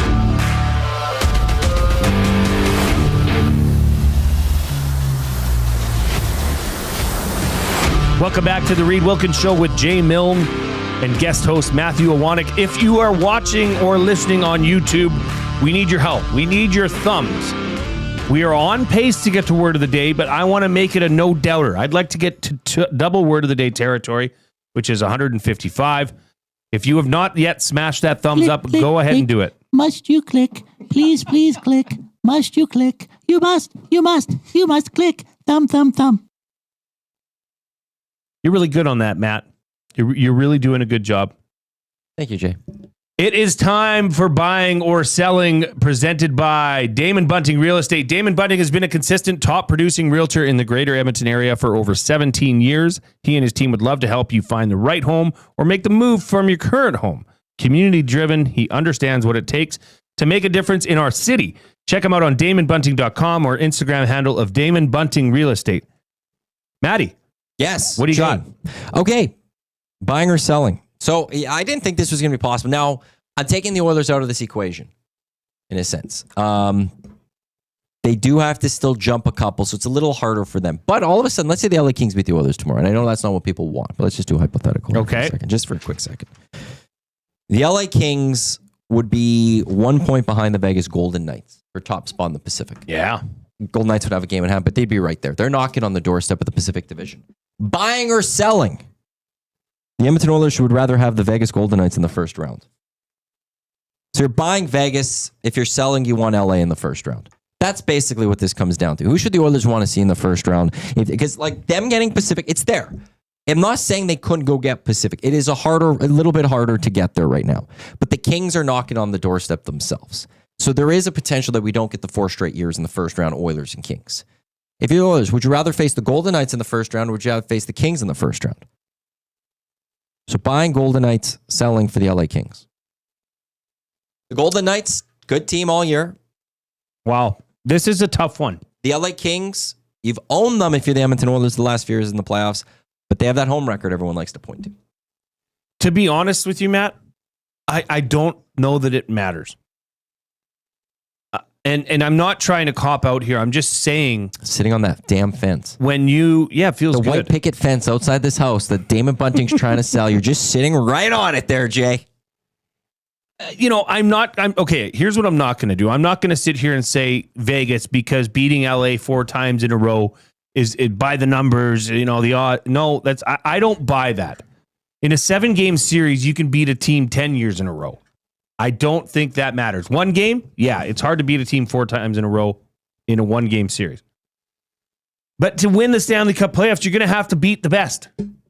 You're going to have to play the best. You're going to have to be on your A game. So I don't know that it matters. I would suggest if they're going to be playing the LA Kings tomorrow without their top 3 players, that's fair to say, right? No McDavid, no Draisaitl, no Ekholm. Are those the Oilers' top 3 players? You could maybe throw in one more, but they're not playing them with their big guns. Let's say they go in there and lose. Well, that might give the LA Kings a bit of false hope in saying, okay, we got their number. We're playing better. We've only lost 4 in regulation at home this entire year. Then maybe when you get all those players back, you say, okay, bring on the Kings. We know how to beat them in the playoffs. So maybe I am selling, Matt. If you really wanted to squeeze one out of me, I'm going to sell and say the LA Kings. At this time of year, traveling to LA, they've done it the last 3 years. They know what it's like. They know how to do it. There's a path to it. And I can assure you this, is the LA Kings do not want the Oilers. They'd rather see the Oilers in Vegas battle it out because that would be a physical series. I think the Kings and Oilers series would not be as physical as the Vegas Knights. So the more I'm talking to myself, the more I'm going to sell. Getting off that fence. You're picking a side.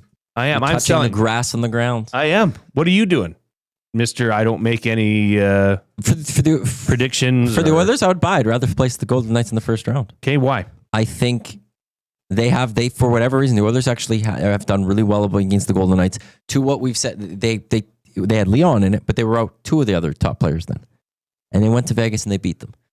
And Vegas, they go yesterday, they lose.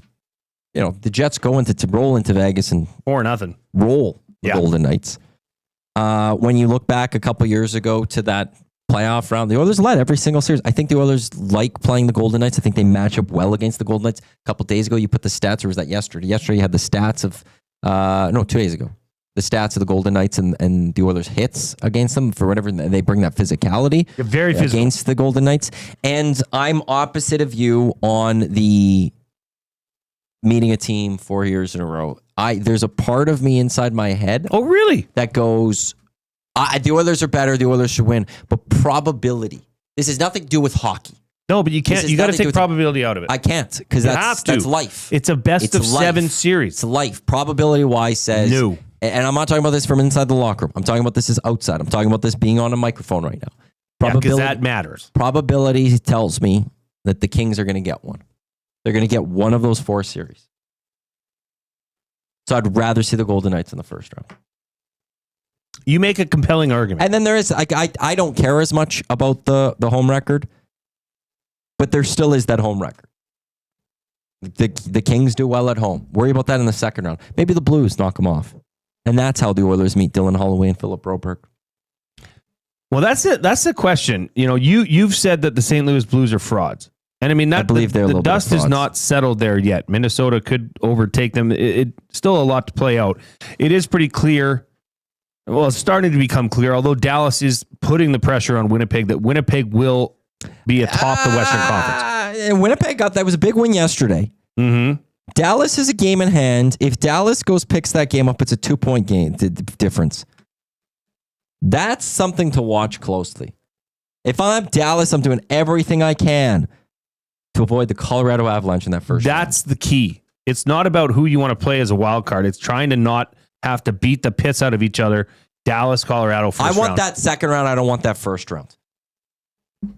Let the Jets and the Avs beat it out and let me meet them in the second round. Or for the Jets, it's you want to hold that spot because you want the Stars and the Avs to beat each other up, and then you meet them in the second round. That is, I don't even know what the rest of the two schedules are.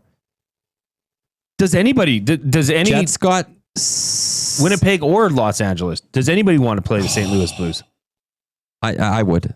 Bring it. I'll go through their record right or their schedule right away. Okay, the Winnipeg Jets and the Dallas Stars do play on April 10th. That could be a critical game. The Jets get Utah, St. Louis, Dallas, Chicago, Edmonton, Anaheim. Dallas has down the stretch. They've got Pittsburgh, Minnesota, Vancouver, Winnipeg, Utah, Detroit, Nashville. I like Dallas' schedule a little bit more. Soft schedule. Oh, don't they? That Winnipeg game is going to be absolutely crucial. And they've got a game in hand. On April 10th. Yeah, on April 10th. That's a big one. Dallas could come away with that. Here's who St. Louis has beaten in this 11-game run. I'll start in the first game. Minnesota, who've been banged up as of late. Anaheim, Nashville, Vancouver, Chicago, Nashville, Montreal, Nashville, Colorado, Detroit, Pittsburgh. It's not all that deep. Colorado, good win. I will give you Colorado. They dominated Montreal 6-1. But make of that what you will of what you believe of the Montreal Canadiens who are in a playoff spot. But what'd you say? Canadiens. Pretty good. Thank you. You have to win the games in front of you, and they did it. I'm not taking away the 11-game win streak, but I'm not scared of them. If I'm the Oilers, if I'm Vegas, if I'm LA, or if I'm Winnipeg, or I'm Dallas, I'm not worried about the St. Louis Blues as much. I'd rather see Minnesota over St. Louis. There's no question. They're coming in hot, but I'm not worried about. Yeah, I don't care who you beat. Tank might be empty. You said last night the Oilers beating the Sharks doesn't have anything to do with the playoffs. Doesn't. Yeah, it does. That's why the 13-game win streak doesn't matter. You can get hot. It is a good thing to do, and a lot of teams that go far in the NHL playoffs come into it hot. You're also not playing top competition. The Oilers' remaining schedule, they are in LA tomorrow, in Anaheim on Monday. Then they're home against the Blues, home against the Sharks. Then they go to Winnipeg, and they're home against the Kings, and they finish on Wednesday, April 16th in San Jose.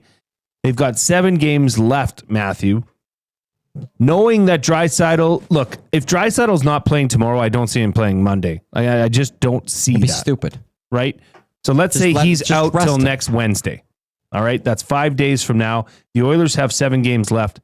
Do you think they can overtake the LA Kings? Do you think that they can? I mean, they play them twice. Tomorrow. They have to win tomorrow. They play them twice. They have to win tomorrow. They would have to win tomorrow. If they lose tomorrow, I just don't see it because you now drop to 4 points back. Yeah. Even if you go win that game you have against them, you're still 2 points back. You guys have to match. If you're between the Oilers and the Kings. The Kings, the rest of the way, you'd also have to look at their schedule to this. Seattle, Anaheim, Colorado, Edmonton, Seattle, Calgary. Soft schedule for them themselves.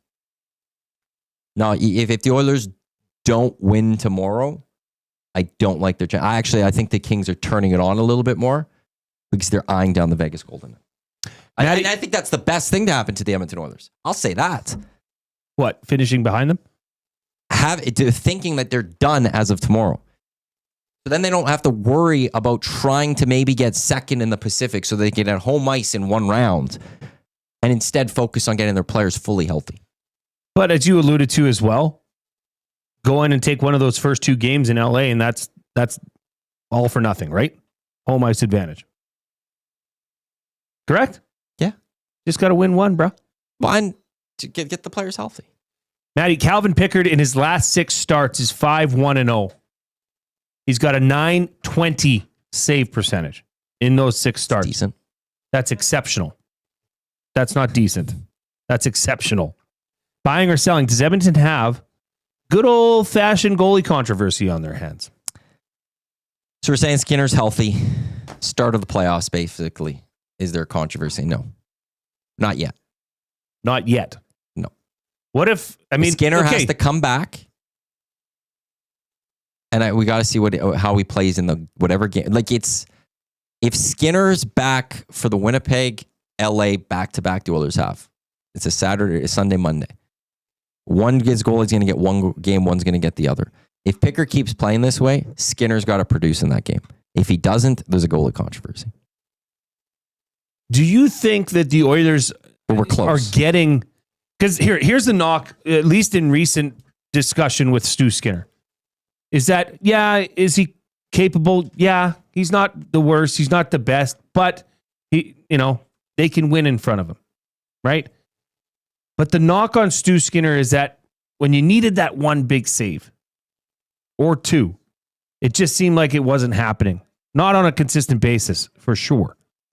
You see what happened last night. Calvin Pickard shut the door on what could have been an equalizer for the San Jose Sharks. He made that big save, Matt. He did. There's no denying that. That is something that his lateral movement, which Reid has been, says is not as refined as it is, as Pickard's is more refined than Skinner's. Well, it was on display last night, and he made that save. He pushed across the crease, made a save that changed the course and outcome of that game. I don't think this team is yet ready to throw their starter out yet for game one, but I think that it's in Chris Knobblock's mind. All of that. I just looked at it since March. Calvin Pickard's got a .912 save percentage, 6-2-1 in that time, which included games against Carolina, against Winnipeg, against Dallas, against Vegas. Stu Skinner, since March until his injury, 8-73 save percentage. Not good. He had Dallas in there. He had New Jersey in there. He had Winnipeg in there because there was like split time. That Winnipeg game. Oh, Skinner's. Yeah, he got there was that pulling, so he's only Pickard only got 6 minutes in that game. I think Pickard, he gets it if Skinner comes back and has that bad game. I think it's that close. I'm not there to put it there yet, but I think it's on that line that if, let's say that's Skinner's back and he gets that Winnipeg game and Pickard's in on that LA game on the Monday, and Skinner goes and lets in 3 goals and has a .902 save percentage, but Pickard comes in against LA, lets in 2 goals and has a .927 save percentage. There's going to be a lot of pressure on Chris Knobblock to go and start Calvin Pickard for game one. And top of that, and Reid said it on this show, I think last week with you. So I think you asked him a question about Pickard starting in game one. He said, Chris Knobblock's a guy that we've seen him. If he feels like a guy, we'll give him a better chance. He will do that. There was one hesitation that Reid had of saying that Pickard maybe, it's close, but I'm not there yet. Well, I guess, let's just throw out this, they go into LA tomorrow night, obviously shorthanded. Calvin Pickard steals the game. You go with Olivier Rodrigue on Monday. Give him a break. Whatever. That does not tarnish what Pickard's done. How can you not go back to Calvin Pickard when the Blues are back in Edmonton on Wednesday? By all accounts, Stu Skinner would be available by then.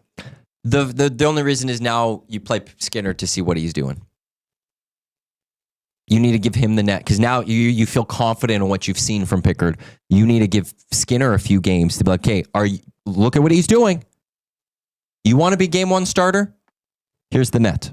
I think you give Pickard the net back in Wednesday when they're back at home facing the Blues and really put the pressure on. If you go out and win that game, it's not even a question anymore. Calvin Pickard would be your starting goaltender. Because what if Skinner comes out and he pulls off a 2 unbelievable performances back to back? What's been the biggest question mark? You don't lose a job when you're injured. What's been the biggest question mark around this team all year? Goaltending. Mm-hmm. Not even close. So you're telling me you've got a goaltender that in the last 6 games, critical games, has a .920 save percentage that if he continues, now that's a big if, okay, that you wouldn't consider riding him as long as you can. Right, but your regular season games. If Skinner's healthy, you then got to give him a shot to see, because he was your starter going through all of this and before the injury. You got to give him a shot to match that. Because if Skinner comes out and does that or does a little better, he's your goal. He's going to be your guy. You got to give him the shot at it when there's still games left in a regular season. What do you think about, Jasmine asks, what do you feel about the 2 p.m. start time? Perfect for get some early drinks in, day drinking. You're in bed by 8. It's perfect. Yeah? Maybe go chug a pint? If you're a fan of March Madness, it works out even better as well. Look 2 at you. o'clock, it goes to about 4:30. The first game of March Madness starts just after 4 o'clock, so you only have to flip a little good bit. timing. But really, they set up Duke and Houston. That's the only one that matters for everyone because we're all Dukies, aren't we? Just after 6 o'clock. You are listening to us live from the Canadian Brewhouse studio. UFC 314 goes down at the Canadian Brewhouse on April 12th. Watch every knockout on the most TVs with epic food and drinks in the best atmosphere. Don't miss the action. Our house is your house.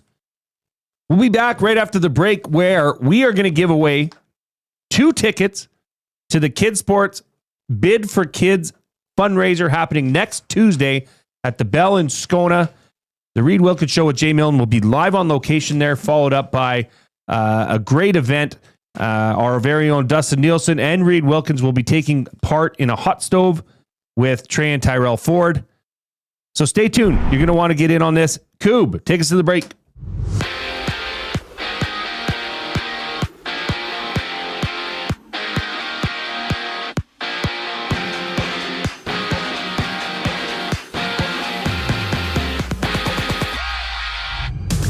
Oilers head coach Chris Knobblock has confirmed that Leon Draisaitl will miss tomorrow's game in LA with the Oilers superstar leaving yesterday's matchup against the Sharks with a lower body injury. Tonight, Carolina visits Detroit. The Blackhawks and Caps drop the puck. Wayne Gretzky will be in attendance for the game. Alex Ovechkin just 3 goals away from breaking the all-time scoring record. After that, the Wild meet the Islanders. Meanwhile, the Oil Kings look to win their series against the Raiders as they're up 4-1 entering Game 5. Elsewhere, Medicine Hat hosts Swift Current on a 6-game WHL slate. And down south, 13-year NFL veteran Julio Jones has announced his retirement on social media. He most recently suited up in 11 games for the Eagles in 2023. And for the Chargers, former 3rd overall pick Trey Lance has signed a 1-year deal worth over $6 million. On the court, the Raptors challenged the Pistons 10 games on tap, and earlier the Jays dropped a 5-0 decision to the Mets. They rematch tomorrow. Right now, there's 3 games live, including the Giants down 6-5 on the Mariners at the top of the 6th inning. This sports update is brought to you by Clover Bar Feeds. Clover Bar Feeds has all the animal feed you'll need. Get top-notch service and selection from their family-owned business. Visit Clover Bar Feeds at 200 Portage Close in Sherwood Park or call them at 780-467-5014. We have a quick timeout before the Reid Wilkins Show returns. I'm Zachary Kubusch, and you're up to date. Get your fix every single game with the GCL Diesel Oil Stream pregame and postgame shows with Tom Gazzola and Hernan Salas. Whether it's breaking down the starting lineup, predicting key matchups, or diving deep into the game's biggest moments, Tom and Hernan are here to give you the best insight and analysis in the city. After the final horn, get the breakdown of every key moment, performance, and player reactions. It's your one-stop shop for all things game day. Catch the GCL Diesel Oil Stream pregame and postgame shows with Tom Gazzola and Hernan Salas, only on Edmonton Sports Talk, your clear choice for Edmonton sports. You've always known GCL Diesel as the experts in diesel fuel systems, but did you know that GCL is also your source for turbochargers and turbo repair? As a turbo supplier for Garrett, Borg Warner, and Holset, GCL can provide genuine original equipment turbos at wholesale prices. Whether it's diesel, gas, natural gas, or performance, we can provide you with the turbo or custom repair you require. Turbo questions? We've got turbo answers. Visit us in the West End or online at GCLDiesel.com. GCL Diesel, turbochargers, understood. Take your career to the next level with Nate's Construction Leadership and Supervision Program, a perfect tool for professionals looking to advance their role or an organization needing to develop leaders. Learn more about safety supervision, scheduling, cost control, and most importantly, how to lead a team. For more information and to register, visit nate.ca/CLSP to take your career to another level. Since 1952, William Huff has been the heartbeat of Edmonton's advertising world. From humble beginnings to a citywide powerhouse, we've been the go-to for signage from print to design and installation. Partnering with Edmonton's top sports franchises and major events, we've helped shape the city's global reputation. Our secret? Unmatched customer service, decades of experience, and a passion for excellence we call the William Huff Advantage. Visit us online at williamhuff.com. Welcome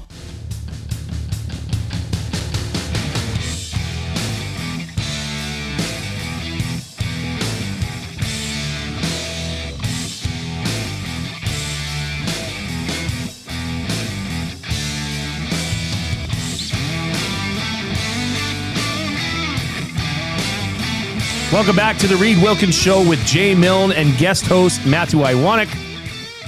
Reid is off this week. He's been off since Wednesday. He will be back Monday, so have no fear. Reid will be here. Unless that bender just really keeps going. You stop it. What, are you celebrating turning 51? Stop. Finishing up a heater. Absolutely. If you want to chime into the show, please do on the River Cree inbox, 780-218-9999. The afternoon inbox is presented by the River Cree Resort and Casino, home of the kitchen restaurant. All you can eat prime rib buffet for just $49.99 every Sunday from 4 to 10 p.m. All you can eat. Speaking of the off-topic topic, I mean, that's for William Huff, that would be a challenge. How many do you think you could take down? Of prime what rib? time? 4 to 10? This is 4 to 10 p.m. So 6 hours. Like I'm gonna crush like 4 decent slices of prime rib over the 4 hours. Yeah, but it depends on their horseradish. I will say that I'm not a big horseradish person. I find prime rib a great vessel to get horseradish in your mouth, but it's got to be that real grainy, like almost like you took a horseradish and just give me the good stuff. I don't need anything on my prime rib. Well, that's true too. I just find it's a great way to experience horseradish. Well, I think if we're going there to try to crush as much as we can for the off-topic topic for William Huff, you might want to mix it up a little bit. So if we're there for 6 hours, I'm sitting there for 6 hours. I feel like if I'm going there with a mission, I'm going there with a number in mind, not just eating, like not just sitting around and whatever I have. I think I could do 10. Decent cuts. That's like a third of a prime rib. I think I could do that. Maybe even more. I think I could do that. Really? Yeah, I do. I want to talk to you guys about something. I mentioned it on the Hangout this morning. Every year, and you've heard it, this is the 19th year of Craft Hockeyville. This is a little bit different for me this year, as there's only 4 arenas left. We're in the semis. And Crossfield, Alberta has one of them. Koob's got it up on the screen. You can go to hockeyville.craftheinz.com, but just Google Craft Hockeyville, and you can vote on this. Why do I care about Crossfield, Alberta? Well, my in-laws live there. My brother-in-law lives there and his family. They're both big parts of the community there, and they have been pushing for this. This arena needs that. I'm sure they all do. But this is the only one left in Alberta. And It's we're the only all one in the Albertans. West. There's the only one in the West, baby. Like, look, we're all pro-Canada and stuff, but we still have our in-province rivalries. Yeah, this is Berta, baby. This is you've got Ontario, Quebec, Nova Scotia out east. We got the one Western spot right here in Alberta. Right here. Not even Saskatchewan or Manitoba or BC. In our province. And it's a cool name. It's Crossfield. And not even close to, like, where is it? I don't even know where Crossfield is. Just north of Fairtree. Okay. Let's keep it out west. Let's keep it out west. When was the last time it was out west? You go ahead and find that. Voting right now is open until 3 p.m. tomorrow. So there's less than 24 hours left. So these communities get an NHL game. They get $250,000. Let's try keep it out west. Let's do this for Crossfield. If you can, go ahead and go vote. And if you vote and you can confirm you vote, maybe Matt will give you draw your name and a pair of tickets here for the Kids Sport Bids for Kids event. What? We've only had one winner in Alberta in 19 years. What is this joke? We're gonna bring it home this time. Sylvan Lake got it in 2014. Last time it was out west. It went Ontario, Nova Scotia, Ontario, New Brunswick, Newfoundland, New Brunswick, Ontario, PEI, BC. So a couple in BC, and then it was Alberta. Let's bring it to Berta. Let's bring it back to Berta. Let's bring it out west. Let's do it. Has never been to Saskatchewan or Manitoba, it looks like. That's interesting to me. How do you want to give away these tickets for, the Pete Knight Arena in Crossfield, Alberta? They need your help. Well, we want to give away tickets to Edmonton Sports Talk Bids for Kids presented by GS Construction, which is taking place Tuesday, April 8th at the Bell in Slow Scona. down. People don't even know what you just said. Edmonton Sports Talk Bid for Kids presented by GS Construction, April 8th, which is Tuesday, 6 o'clock down at the Bell in Scona. Wonderful place. It's an 18-plus event. Tickets on sale right now. kidsportbidsforkids.com. $65. You can get a 4-pack for $220. You may ask, what am I going to get if I go to Kidsport Bids for Kids? Well, there is a silent auction. There is 50-50. There is an amazing appetizer buffet.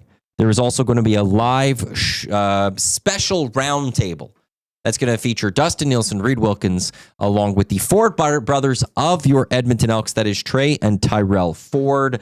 It's going to be a fun event. It's all in support of Kidsport, who are celebrating their 30th year this year. But we also have a pair of tickets to give away right now. How do we want to give these away? 2 pair of tickets. I could go easy. I could go hard. Hard. It's Friday. Oh, you now have to think. Make them work for it. I was going to think about that one. And just so you know, if you have not been to the Bell in Scona, it's worth it for that alone. The Bell in Scona is a beautiful, beautiful space, a brewery. It's got it all. And Tommy's been boasting about this appetizer buffet, so I will be there. The Reid Wilkins Show will be there live on location from 3 to 6 on Tuesday. So come join us. Maddie, what do you got? Who's the last Edmonton Oiler to win the Maurice Rocket Richard Trophy? Text to 780-218-9999. That's not hard. Sorry, I panicked.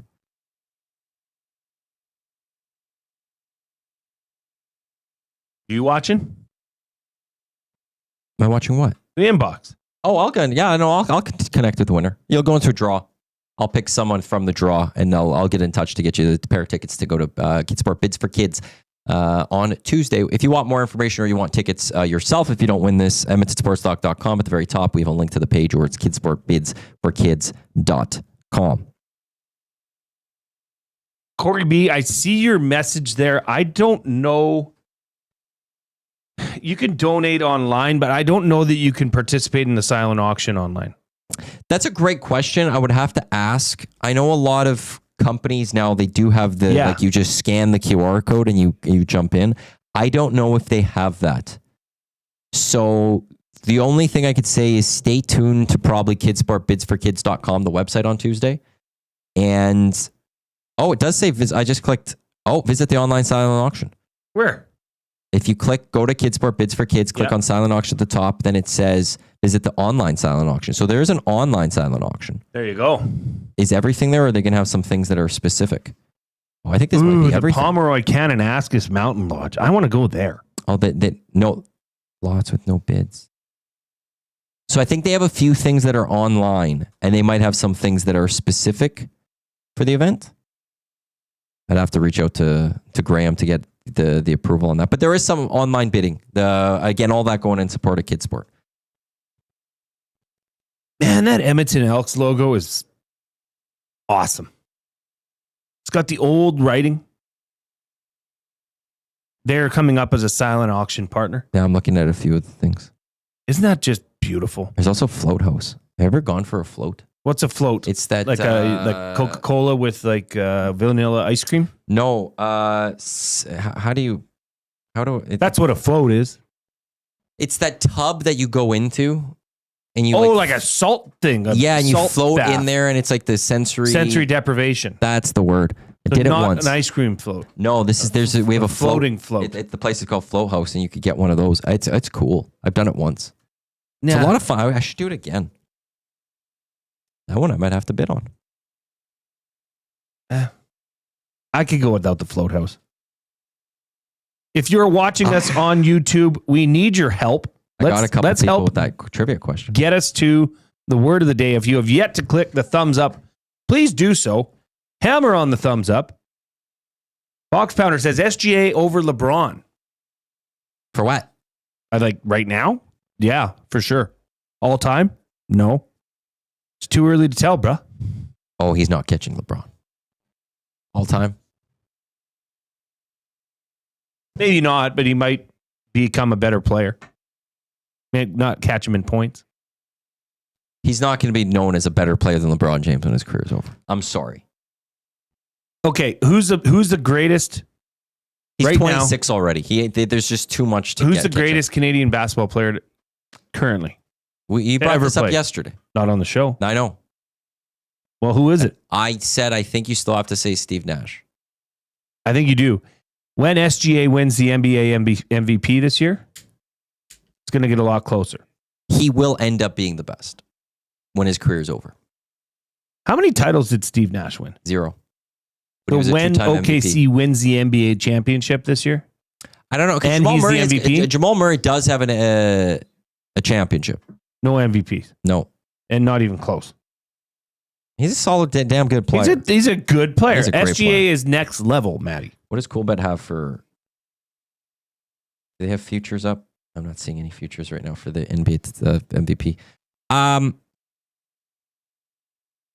think SGA has to stay at the level he's at. If he can get a title and 1 MVP, he's his career, and he stays at this high end level, then we'll say at the end of his career, he was the greatest of all time, Canadian. Like, because in the end, like Steve Nash maybe didn't get a title. He got screwed out of one. I stand by that. There should have been who were they playing? Was that the Spurs year? Where there was a bunch of suspensions, and it was a joke who they got. But some of those earlier, like the Mike D'Antoni, Maury Stoudemire, Steve Nash years, they were great. They were electric. I think Steve Kerr was their GM, if I'm not mistaken. He won the 2 MVPs. He should have been a 3-time MVP. SJ's got a little bit of work to do, but I think in the end, we'll say SJ was better than Steve Nash. But I can't say that yet. We had a food challenge limerick come in from Gavin down at the Shamrock. If I was challenged to eat, I know I could not be beat. When it's time to chow down, I'm the man about town. Give me that boiled tube of street meat. Gavin. Well done, young man. Well done. By the way, the last Oiler to get the Maurice Rocket Richard, it was McDavid. You monitoring? Yeah, I'll get in touch. I'll do the draw. I'll get in touch with a winner. Leon currently sits 10 points up on William Nylander to win the Maurice Richard, which would be, I believe, his first Maurice Richard in his career. Look at this. Deaky Sparks. My hometown won the very first Hockeyville. Duville Rink in Salmon River. We got the Habs versus Sens. Stanley Heatley. He said an all-star. Interesting. Canadiens beat the Sens 7-3. I don't like how you say that. Why? Because Les Canadiens. No, it's the Canadians. Les Canadiens. Or some call them the Habs. Canadiens. Don't try to do that. Why? That's persnickety. It's just who they are. Club de hockey Canadien. Les habitants. Les habitants. That's better. Les habitants. That's better. Not the Canadien. Les habitants, Club de hockey Canadien. I don't like that. Why do you have to try have a French accent? Bonjour. Comment ça va? No, stop. Ça va bien. Say bonjour. Et toi? Comment ça va? What do you want him to say? Bonjour. You don't have to talk like ça va. Pepe Le Pew every time you have a French accent. Les Canadiens. Stop it. What's wrong with Les Canadiens? Okay, if I'm going to use the French way of pronouncing this, I think you need to put that French accent. Koob, can you activate my board? I want to tell Matt something. I can't take it anymore. Boo! You suck. We will be back after the break with our game of the night, featuring Les Canadiens. And in true form, Matty decided to make this the game of the weekend. I told him, follow the rules. He had a problem with that. I don't know. Koob, make some sense of this and give us a sports update. You're listening to Edmonton Sports Talk, your crystal clear choice for Edmonton sports. The EST Hangout. I would love a chance to sit with some people at the CFL and explain how my CFL fantasy works. Well, and I think you should consulting fee. I would do it for free. As your agent, 10%. 5%. Screw that. 7.5. You meet in the middle. Get your own agent. Good luck at the negotiating table. Hey, I like money, so I'll do it. Good luck sitting at the negotiating table with someone who can't walk. The EST Hangout, presented by Sentinel Storage. Weekday mornings 9 to 11, only on Edmonton Sports Talk. Your clear choice for Edmonton sports. Make beer cheap again at the Canadian Brewhouse. Grab an ice cold Molson Canadian Stein for just $4.50. That's 25% off. Monday to Friday, open until 7 p.m. Why wait? Grab your crew and make the most of this awesome deal while it lasts. At Mind360, we invite you to embark on your mental health journey in a safe and comfortable space. Conveniently located in St. Albert, Mind360 has a diverse team of experienced clinicians that offer a broad range of tailored services for children, adults, and families. Furthermore, we are very proud to serve our military, veterans, and first responders. If you're looking for counseling, treatment, or assessment, understand that you are not alone. Contact Mind360 at mind360.ca to book an appointment today. Looking for quality building materials and friendly advice? Visit us at Windsor Plywood Leduc, family owned and locally run since 1993. From interior materials for doors, flooring, baseboards, and all the finishing touches to all you need for your outdoor projects like cedar lumber for decks and fences, plus all the plywood you'd need. Our full-time on-staff carpenter can help with anything odd-sized or custom, and from domestic hardwoods to exotic selections, we've got you covered. And if we don't have it, we'll track it down for you. Windsor Plywood Leduc. We're the experts you need to know.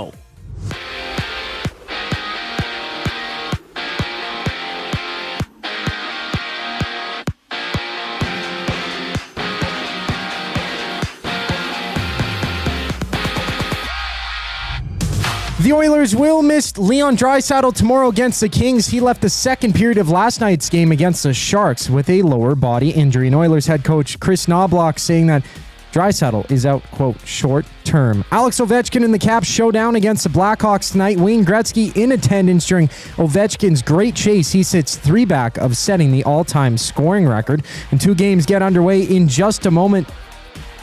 Minnesota hits the ice in Long Island while the Hurricanes and Red Wings face off. And from Prince Albert, the Oil Kings challenge the Raiders in Game 5. Edmonton is up 3-1 in the series, and basketball has 10 games, including the Raptors tipping off against the Pistons, while Golden State hosts Denver. And for Toronto, Brandon Ingram and Grady Dick have both been ruled out for the last 5 games of the season. Dick hasn't played since March 2nd, suffering from a bone bruise in his knee, while Ingram has yet to play for the Raptors since he was traded from the Pelicans in early February. He's been sidelined with a left ankle sprain he sustained this December 7th. I'm Zachary Kubusch. That was your sports update. The third and final hour of the Reid Wilkins Show starts right now.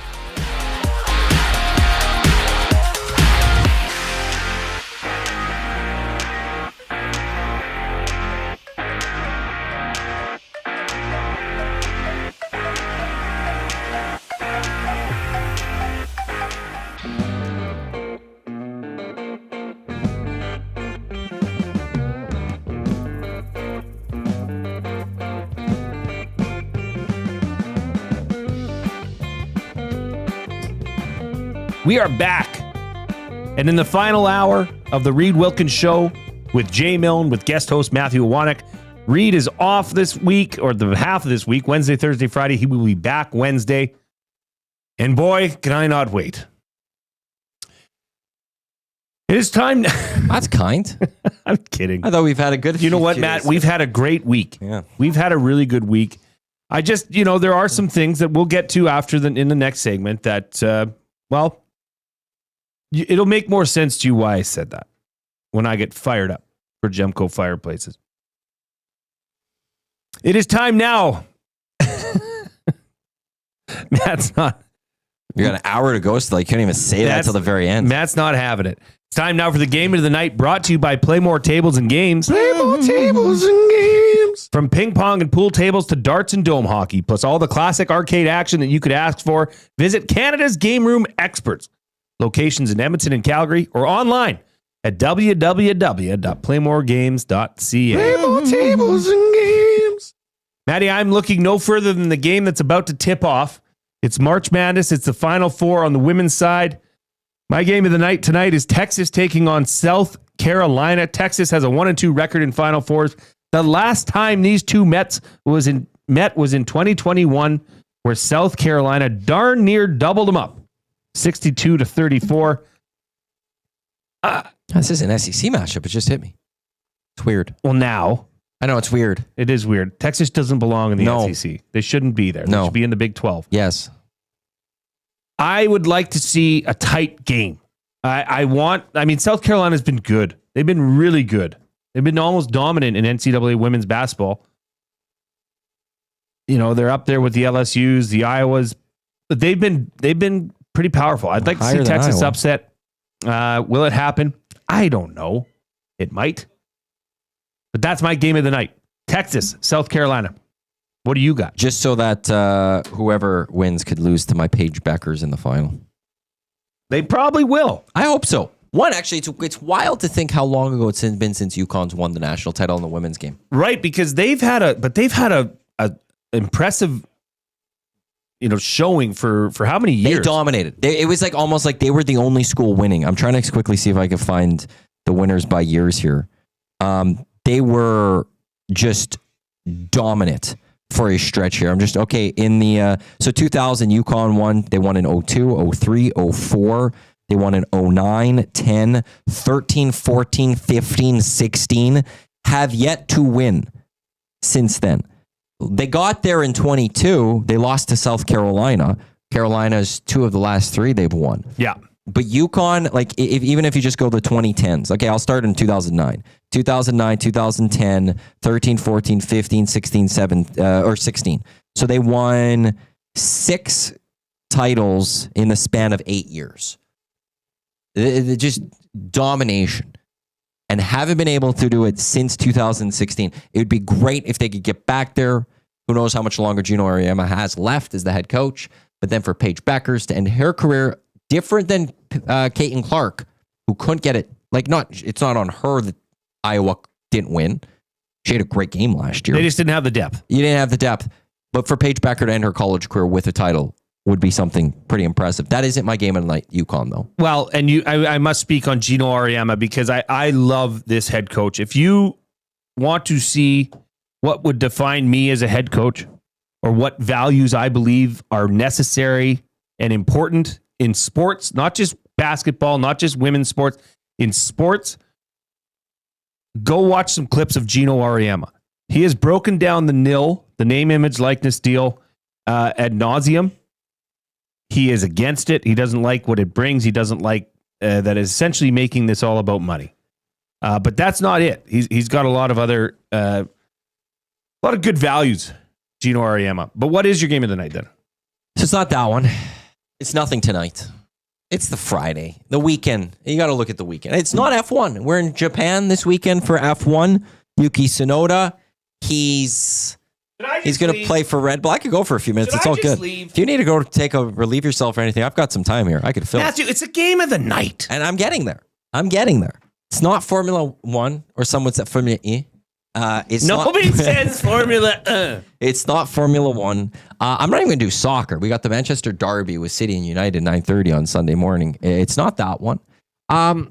It's not even Oilers Kings tomorrow, which should be a great game. Nice afternoon. No, game. because it's not tomorrow. It's tonight. The game of the night, Matt. Play more tables and games. It doesn't say what night. It doesn't say what night. God. The game of the night is tomorrow. It is number 1 Houston with the number 1 defense in men's college basketball, taking on number 1 Duke and the number 1 offense in college basketball, and Cooper Flagg and the Duke Blue Devils looking to get back to the national title game and then win their first national title on Monday night for the first time since 2015 with a different coach. Never won without Mike Krzyzewski as their coach. He's not there. It's Coach John's team now. And you got Cooper Flagg, who's going to the NBA next year. And you asked Paul, can this guy do it in the NBA? But he has been a beast this year, an 18-year-old. And what I found interesting, though, is that historically, the cliche is defense wins championships. But Paul, when we talked to Paul Sir a little bit earlier, he said in basketball, it's that offense that beats the defense, which I found interesting. Yeah. But we got number one offense versus number one defense. College basketball, 6:49. The Oiler game's long over. The GCL Diesel Oilstream postgame show, long over. The game of the night is on Saturday night. We got the Duke Blue Devils taking on Houston. Actually, I don't know Houston's name. Duke is 4.5-point favorites in that. I took a future on Duke to win it all, so I'm riding with you on that, Matty. I am nervous about Auburn. If Auburn can come out of tomorrow night, they've been playing some motivated basketball. I would be worried about that. I'm worried about the SEC. I'm worried about taking on Florida or Auburn if it's Duke. I think this is going to be a fun game, though. Based on Paul's rankings of this, these are the two best teams. You know, or based on the Ken Palm rankings, these are the two best teams in Duke and Houston.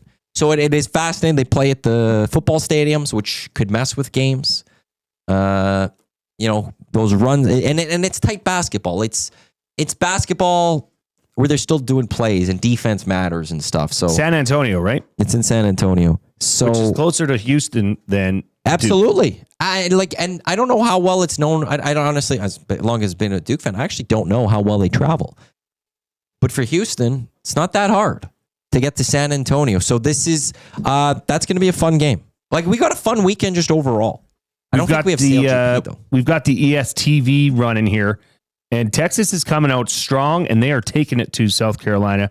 I don't know how long this will hang on because South Carolina is good, but Texas is currently leading 6-2.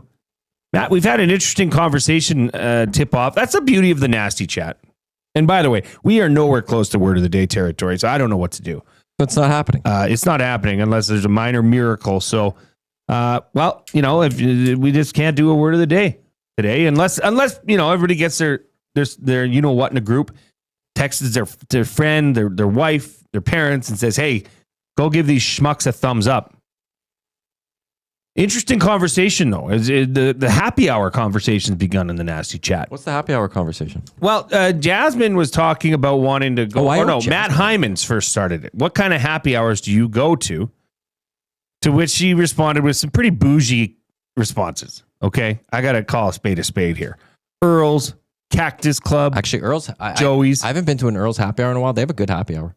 Yeah, see, I don't want fancy. I don't want fancy in my happy hour. I want a poorly lit. Maybe there's some off-track betting going on. The smack of a pool table. And the ringing of VLTs in my ears. Yeah, I feel like those places though basically are happy hour all the time. While their I sit at the wood. Their deals are always great. An order from a person that's way too old to be bartending at this time of the day. But those places don't generally have happy hour. Yeah, they do. Everybody has hapi hour. I feel like those places don't have happy hour. There's just cheap prices all the time. No, everywhere has happy hour. What is it? 3 to 5? 3 to 6? Oh, it varies on places. I think 3 to 6 is kind of the big one. And then some places will do 9 to close with it too. Yeah. I love the 9 to close. Big Uke, you're right. I pretty much described Billy Buds. Bang on. I used to work right beside Billy Buds, so I do have a soft spot in my heart for Billy Buds. If you could go to one place, like me and you right after the show, we're going to go have a happy hour. Where are we going in your opinion? Oh, there's so many places though to choose. I'm looking for the beer that's like $5 for a pint. Which I think you can get pretty much anywhere. Exactly. But I honestly, where it is, it's like, okay, so you and I, so we're both heading that way. West. Yeah. East. Hey, it'd be okay. What's on the way? So like, it'd be like, okay, which brew house patio do you want to hit up? There's the ice house rooftop patio type thing. That'd be one. Yeah. Once the patios open up, I just want to be that. There's a point where I just want to sit outside. I get actually annoyed when people want to sit inside during the summer. Amishman19 says, don't be a SG. Like the stream. I was tuning in via iHeart, and I'm still here liking the show. Amishman19, we appreciate you. We like you. Sexy 5 Cents, he says, your local Legion always has good drink deals, break open lotto tickets and shuffleboards. Am I allowed to walk into a Legion? Yes. Really? Pretty sure you were. Don't you have to be a vet? I think there are, I talked about Fergie with this. I didn't think I was allowed. I thought it was, you got to show your veteran status card. If there is such a thing. I think that like sometimes, like I know what they say in Albert Rugby Club, you have to sign in. I think you just have to sign in. As a visitor. Yeah, something like that. And yes, Jasmine, I realized that too. I owe you still. There's that one day we were going to do it, but you bailed. I want to go to a Legion. Google where the nearest Legion is to here. I'm not saying we do it right now. So there's I think there's one still by Kingsway. There's the Northwood Legion, I think it is, which is on. There's got to be one by Jasper Place Street. or something. There's not a lot of Legions, I don't think, anymore. Legions Edmonton. I know there's one on 51st Ave. Jasper Place. Yeah. There's one there. Let's go to the JP Legion one day. There's not a lot when you look at the map. I mean, the worst they could do is kick us out. Say, leave, be out, be gone, bozos. So we got one that's really close. I bet you Eric's been to a Legion. I've been to one in Jasper. Really? Yeah, I went to the one in Jasper. It's great. Wonderful time. I might become a Legion guy. I wish I lived by St. Albert like the owner just so I can go to the St. Albert Rugby Club. Norman a Combine. Friday Night Legion in St. Albert. Meat draws. Good meat draw. Matthew Kachuk, always nice to hear from you. I don't even care for either of these dopes. I like for the bookbinder guy. Well, Matthew Kachuk, I don't know what to tell you, but I appreciate your honesty in calling us dopes.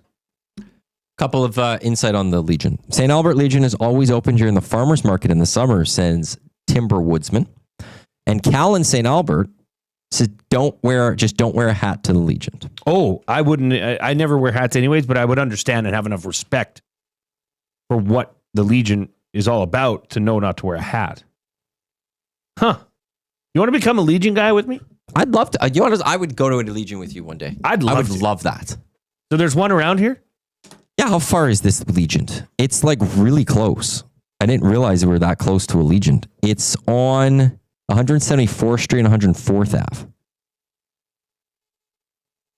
100 what? 174th Street and 104th that's really Ave. close to it. I know. Like, it's just across the street from like 170th. Hidden in there. And they close at 10. What time do they open? Rip City Step says, my friend was stuck in Yellowknife for a week, so he bought a membership at the Legion to save money on beer. Save money on beer? What? Are there beers cheaper at the Legion too? They're not hiking that up. What do you mean? They're making sure that their members are taken care of. Wow. Jasper Place branch 255 Edmonton. I want to become Legion guy. I'd get a membership. The old Memby. Oh, here we go. Memberships. Legion membership is open to any Canadian citizen or citizen of an allied nation who is 18 years or older. There are different categories. I wonder what they define as an allied nation. That's a great question. I think that might be changing over time. Just thinking out loud here. You are listening to us from the Canadian Brew House studio. It's the wing flavor of the month. Dillionaire versus Passion Fruit Habanero from April 1st to 30th. The showdown continues at the Canadian Brew House. As you heard, Dillionaire sauce versus Passion Fruit Habanero. Cool versus fiery. Who will reign supreme? Come taste the madness at the Canadian Brew House. We are going to get out for a break, and we are coming back with Fired Up, where if you want to hear why I was let down by one Matthew Iwanyk, you're going to want to stay tuned. Koob, take us out.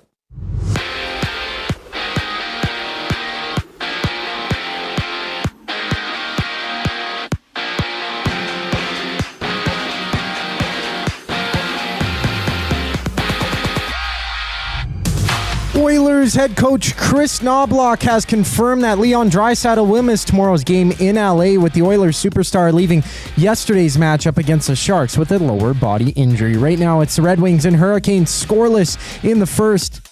Alex Ovechkin and the Caps are also on the ice against the Blackhawks. They're locked at zeros both games early in the first period. Meanwhile, the Oil Kings look to win their series against the Raiders. They're up 4-1 entering Game 5. And Medicine Hat hosts Swift Current on a 6-game WHL slate. On the court, the Raptors challenge the Pistons 10 games on tap. 2 games are live right now. Hornets up 12-8 over the Kings. And the Jazz holding the Pacers 19-13 with both games midway through the first quarter. Baseball has few games live, including the Athletics and Rockies tied at 3 in the 11th inning. This sports update is brought to you by Windsor Plywood Leduc. Locally owned and operated, serving Leduc and surrounding areas since '93. They have doors, flooring, baseboards, and of course, they got plywood. Go see the knowledgeable staff today at Windsor Plywood Leduc. The boys get fired up once we get back on the other side of the break. I'm Zachary Kubusch, keeping you up to date. The Nielsen Show with Lieutenant Eric. Hockey analyst Chris Johnston with us. You're making that signing last July thinking, hey, this is another player that can help us come the playoffs. There's almost 2 types of players in the league. I feel like sometimes there's lots of guys that have great regular seasons, never played a playoff game, but players that can deliver for you under the ultimate pressure, I think, is what you're really looking for. And I think Edmonton has reason to believe Arvidsson can be that type of guy for them that can contribute. The Nielsen Show with Lieutenant Eric, presented by South Fort Chevrolet. Weekday mornings 6 to 9, only on Edmonton Sports Talk, your clear choice for Edmonton sports. Love is in the air. I love you. And you? And you? And you? Why choose between your beloved items? Sentinel Storage, keeping your treasures safe to be loved again. Try 4 weeks free. Details at sentinelstorage.ca. Missing the course? The Canadian Ice House is here to keep your skills sharp. Trackman golf simulators are open. Real golf action right in downtown Edmonton. Don't let the off-season slow you down. Visit us in-store or check out thecanadianicehouse.com for all the details. Hey Edmonton, ready to take advantage of lower rates and better pricing? South Fort Chevrolet in Fort Saskatchewan has you covered. From rugged trucks to sleek SUVs. And with over 40 years in business, you can trust that you're getting the best deal on your new ride. As the proud title sponsor of the Nielsen Show, EST listeners can drive a little to save a lot with South Fort Chevrolet's transparent pricing and down-to-earth sales team. Visit us today in Fort Saskatchewan or online at southfortchev.com. Your home for live music and great performances is the River Cree Resort and Casino. Don't miss the East LA rock and roll legend with the world sound Los Lobos at the River Cree Resort and Casino May 15th. Don't worry, baby, what the world may bring. Well, don't worry, baby. Get your tickets at rivercreeresort.com. River Cree Resort and Casino. Excitement? Bet on it.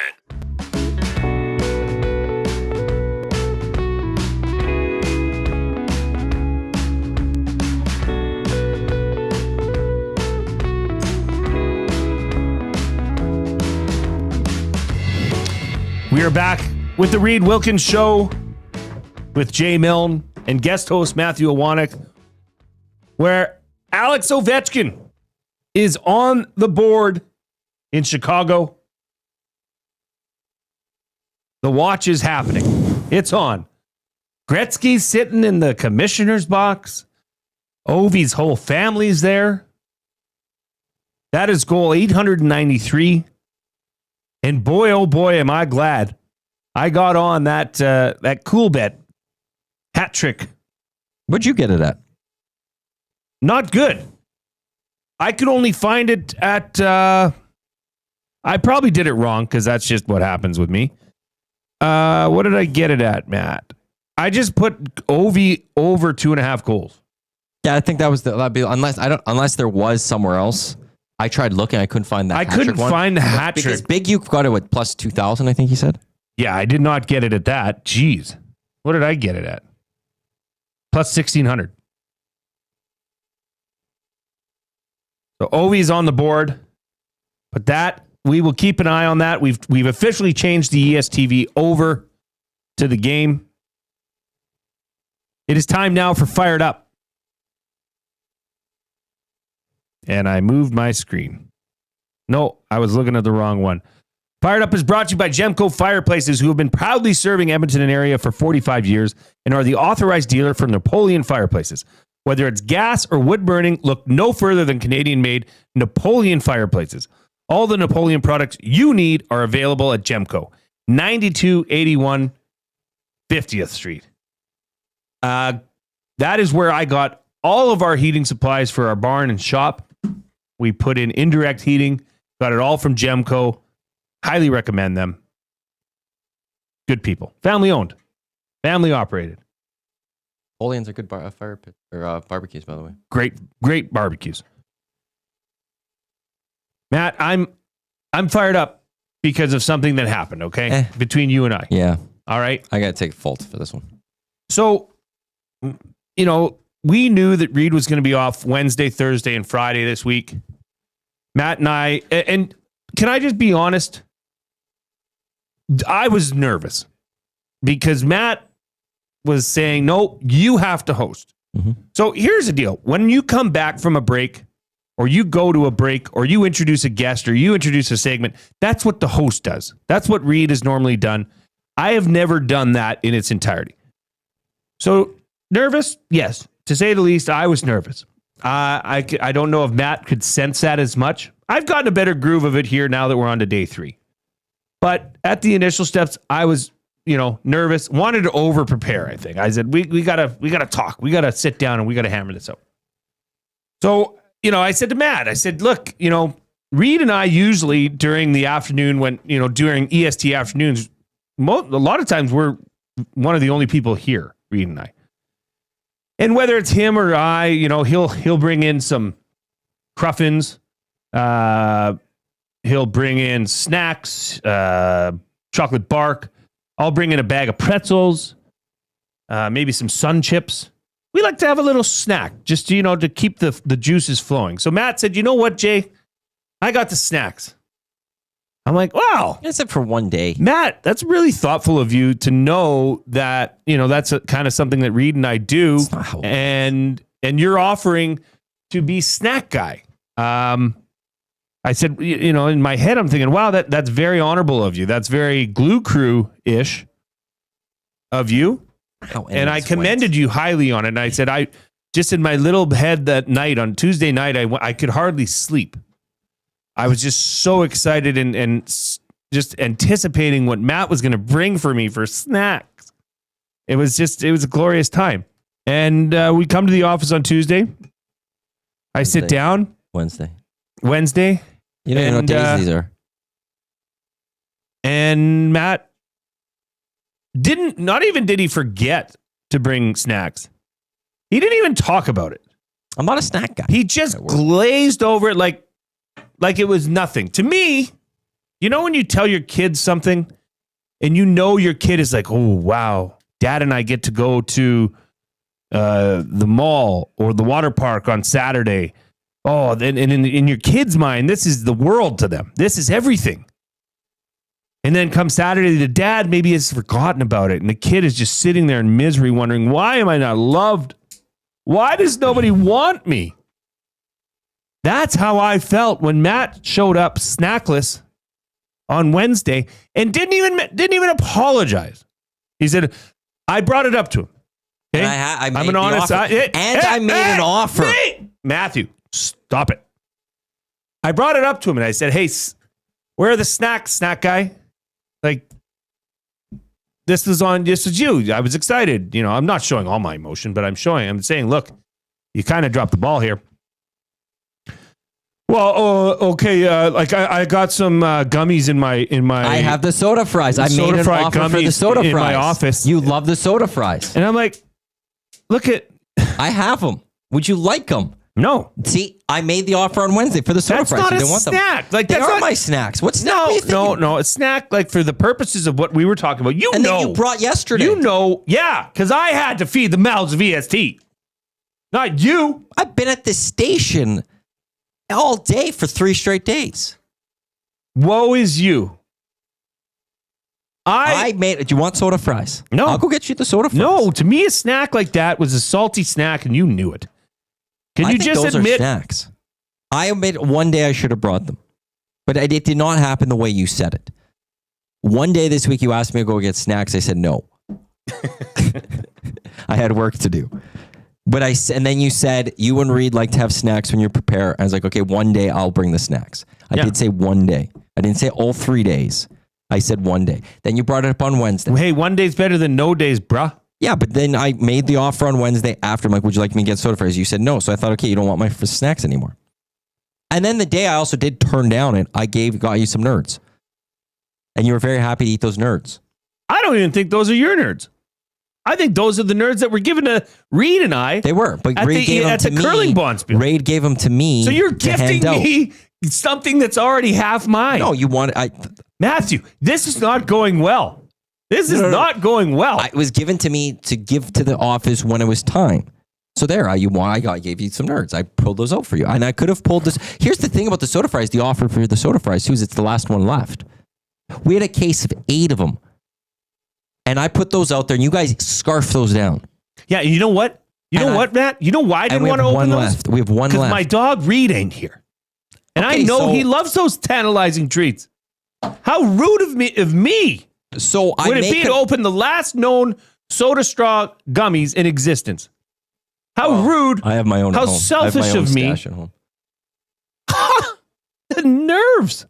My parents bought one stash for here and one stash for my house. You have a whole nother stash at home? Yes.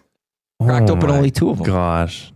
Koob, do you see how this is unjust? I don't want to be a part of this. I'm going to be honest. I don't want to get on anybody's bad side. I think the fries are good. You like the soda fries good, too. Yeah. If they cracked them out, I wouldn't complain. You held them away from Koob. Yeah, but the soda fries. But I didn't offer them. Some. I didn't offer them. He could have had some, but you said no. To that point, I would have eaten a lot of them. So yeah. Koob demolishes those things. Oh yeah, that's fine. I don't know. That's why I'm fired up. If you're fired up about Matt not delivering on the snacks, Jay Hangry Milne from Mr. Gerbic in the nasty chat. You know what? It wasn't even that, Mr. Gerbic. It was just that he had told me he was going to take care of it. And I don't even know what I can trust him with anymore. Well, I think it's a little bit of benefit. Now, part of this is on me. It's one day, just one day, not all 3 days, just one day. A reminder, like, hey, what snack you like? You could before we left. What snack are you gonna bring tomorrow? I didn't think I had to. Like I've been, going home, been busy, had things on the go. Worried about other things that I'm, juggling. Like, look, here's the thing. I'm not even getting credit for this. For you, I have left my comfort zones for 3 straight days. Yes, I have dragged you out of the confines of your office. I like my office. I am set up well in there. I need to work and prep across the table from somebody and look you in the eyes. Awesome. I have my desk to get my work done, to do what I need to do. It's set up nice. I got my TV on the side so I could have something going on there. I got my second computer for certain things. I willingly left that office early for 3 straight days to come sit with you and work out of my own, not in my space. I appreciate that. There was no recognition of that. No, you're fired up. You're fired up for the last one of these 3 shows. Couldn't even be, I'm fired up because these were 3 great shows with my friend Matt. We haven't done it since the Green and Gold kickoff show and post-game shows of last season. And I'm excited for them here, but we got these 3 great days and I'm fired up because this was a great time. No, you have to go to the one negative. Yep. The one negative that happens over the course of the 3 days. Well, then why don't you take the lead and get fired up? That's what I'm fired up about. That. I'm fired up about that. That you couldn't enjoy and be like, you want to know something about this was great. I love Reid and I can't wait for him to be back on Monday because him and I have a great thing. But this was as good as it could be if Reid's not going to be here. No, you have to go the negative way. Who's persnickety now? Who's Mr. Negative now? Look, nobody would ever interpret me as the Mr. Negative. Nobody would ever perceive me. You just became as it. Mr. No, I'm not. For this week, you did. I did not. I had to put up with a lot too, Koob. Oh yeah, your guest host wasn't here. Yeah, or not your host isn't here. It ain't the And you couldn't just enjoy the time with me. I did. I had a great time. I've said that several times. Oh, yeah. But fired up right near the end has to be. I said Iwanyk. It sucked working with you because you didn't bring any snacks. How dare you? Awful person. No. You're not. You're totally taking this out of context. Just admit you dropped the ball on snacks. On one day. I already said I did. And apologize. I'm not going to apologize now. I made an offer for soda fries. That's not a snack. It's It candy. is a snack. Okay, let's figure out what is a snack. What constitutes a snack? Not a stock market crash. I don't need to know that. I can see that, no problem. It's generally defined as a small portion of food eaten between meals. Often designed to be portable, quick, and satisfying. See? Candy, bro. That qualifies. How Right many in of those- here. Examples. Less healthy, but still common. Chips, crackers, cookies, candy, ice cream, popcorn, soft drinks. I had a snack available. I offered a snack that was available that I had. I brought a snack and you turned it down. Gretzky, by the way, is getting a standing ovation for some reason from the... This game's in Chicago, is it not? No. No, this is in Yes. Washington. In Washington. Gretzky getting a standing O from the crowd in Washington. What I think is you guys both need a snack. You guys both need a Snickers because you're not yourself. Oh, Koob, God bless you. Okay, Big- hammer big those you. thumbs up. Hammer the thumbs up. Let's get to 100 because Matt's prepared a word of the day. We're gonna do it once we get to 100. I'm only doing a 1/3. All right, then I'll do one for him. We are going to be back. You're changing on the Reid rules on Wilkins this. Reid's show not with gonna Jay like that. Milne. Reid's not going to like that. Yeah, he would. No, he wouldn't. Yeah, we want to call him in the break. You think he would like you doing 2 words of the day over the course of the week without us hitting the number? Matt, I'm here, like I said, to help people learn. It's a learning. It's more than just numbers, okay? Look, it's a Friday. It's beautiful. It is. I understand 9 it. degrees right People now. might have left the office early, 9 degrees right now. right? It's beautiful. You and I can go share some soda fries outside in the sun. You know what? I would take you up on that. I would take you up. We'll be back on Edmonton Sports Talk, your clear choice for Edmonton sports. Koob, take us home.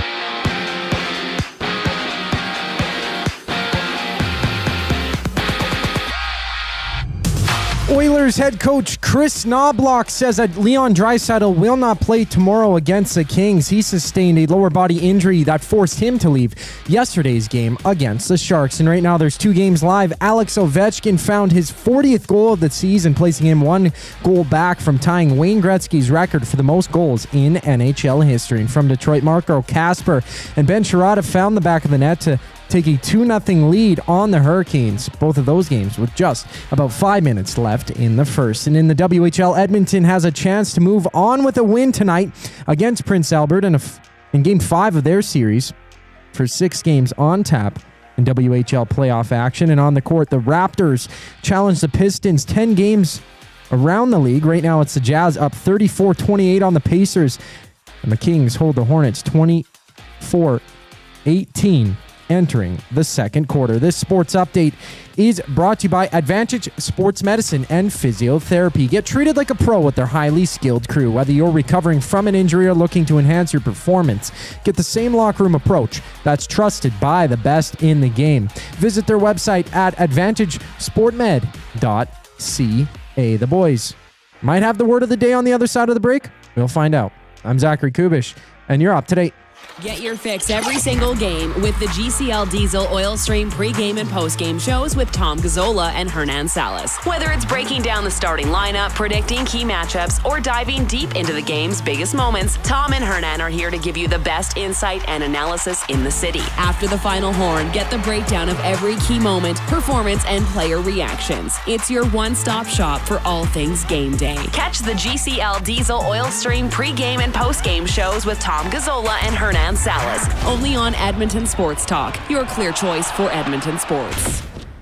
Looking for a winning strategy for your retirement? Contact me, Joaquin Gage at K4 Financial, where expertise meets dedication. I will always look for a careful approach to your retirement, ensuring your financial future is secure. From tailored strategies to clear, actionable advice, I'm here to guide you every step of the way. Don't leave your future to chance. Get in touch with me, Joaquin Gage, today at k4financial.ca or email joaquin.gage@k4financial.ca to start planning for a brighter future and a more secure retirement.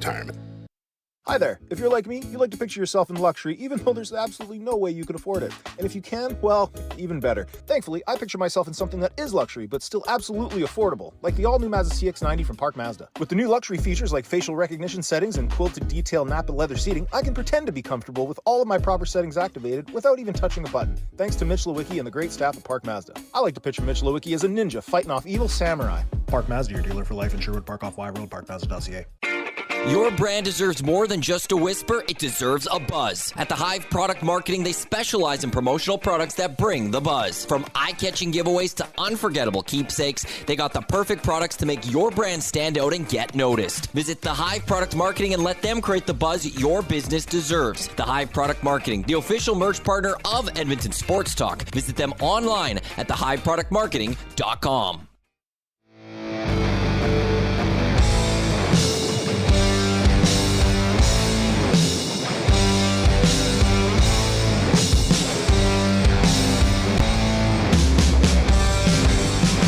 Welcome back to the Reid Wilkins Show with Jay Milne. It's the final segment. We're trying to get to 100 because I'm going to give Matt a word of the day. Matt's not happy about it. You know what? That happens sometimes. What are you going to do, bro? Sometimes.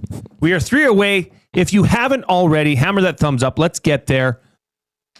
The Oil Kings tonight can punch their ticket to round 2 as they are in Prince Albert. And that game will be starting at 7 p.m.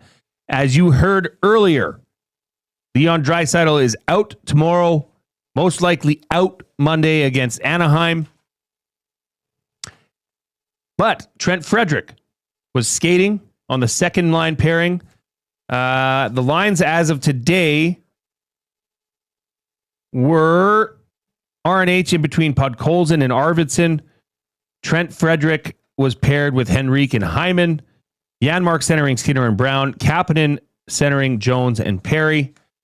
So something to watch. I don't know how Frederic is not going to play tomorrow. It's weird. Because they said there's a chance he would. Yeah, it's a slight chance he will or something. Or like the way it was worded was weird. If he can't go, Knobblock did say that they could do an emergency recall. Because if Draisaitl can't go, they need another player. I don't know why you would have him skating in the top 6 if he's not ready to go. Yeah, I don't understand. I think you could mess with the lines and have him skating on the 4th line. But you've seen that just a body, yeah, like it just as a placeholder. Yeah, if he's going to be a placeholder, you could do that on the 4th line. I feel like more so. So I'd be a little surprised. Connor McDavid did skate today as well, but he wasn't in any of the lines or anything like that. The Oilers are taking on the Kings tomorrow. It's an early start, afternoon start, 2 p.m. So that means the GCL Diesel Oil Stream pregame show will be kicking off right here on Edmonton Sports Talk. You can watch or listen on YouTube as well as EdmontonSportsTalk.com and the TuneIn and iHeartRadio apps. That will be starting at 1 p.m. Maddie, you had something you wanted to talk about earlier, golf related? Yeah, I saw this. I thought it was actually quite funny. While we were doing the show today, this popped up on ESPN. Corn Ferry golfer, and the Corn Ferry Tour, for those that don't know, it's like second division of golf. So the American Hockey League of the golf tour. Corn Ferry golfer Ryan McCormick plays with mouth taped shut.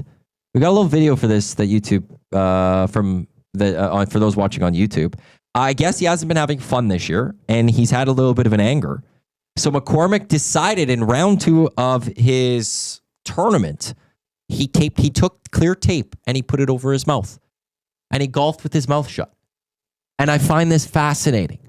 That one, I'm actually fascinated that it stayed stuck to his mouth.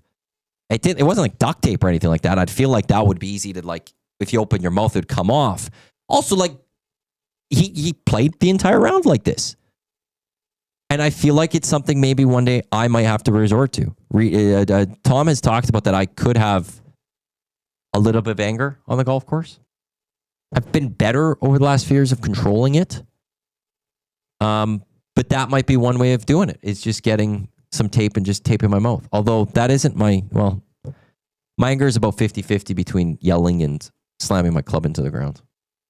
Tape won't help that. That's, I'm just going to say it. That's embarrassing. That's self-awareness. No. If you can't have the control, that's probably why he's played in 107 events on the Korn Ferry Tour. He has 0 wins. He's made 65 of 107 cuts. He's been a runner-up once. He's been a top 10 finisher 11th out of the 107 events. I don't. He said he's read books and talked to people. Nothing seems to work. Quote, I've run out of ideas, and I thought about the tape thing a couple of weeks ago. So just unfortunately came down to doing that today. Hey, if it works, it works.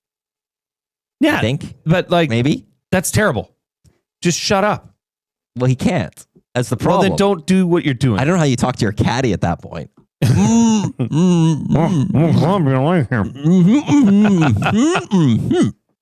That is brutal.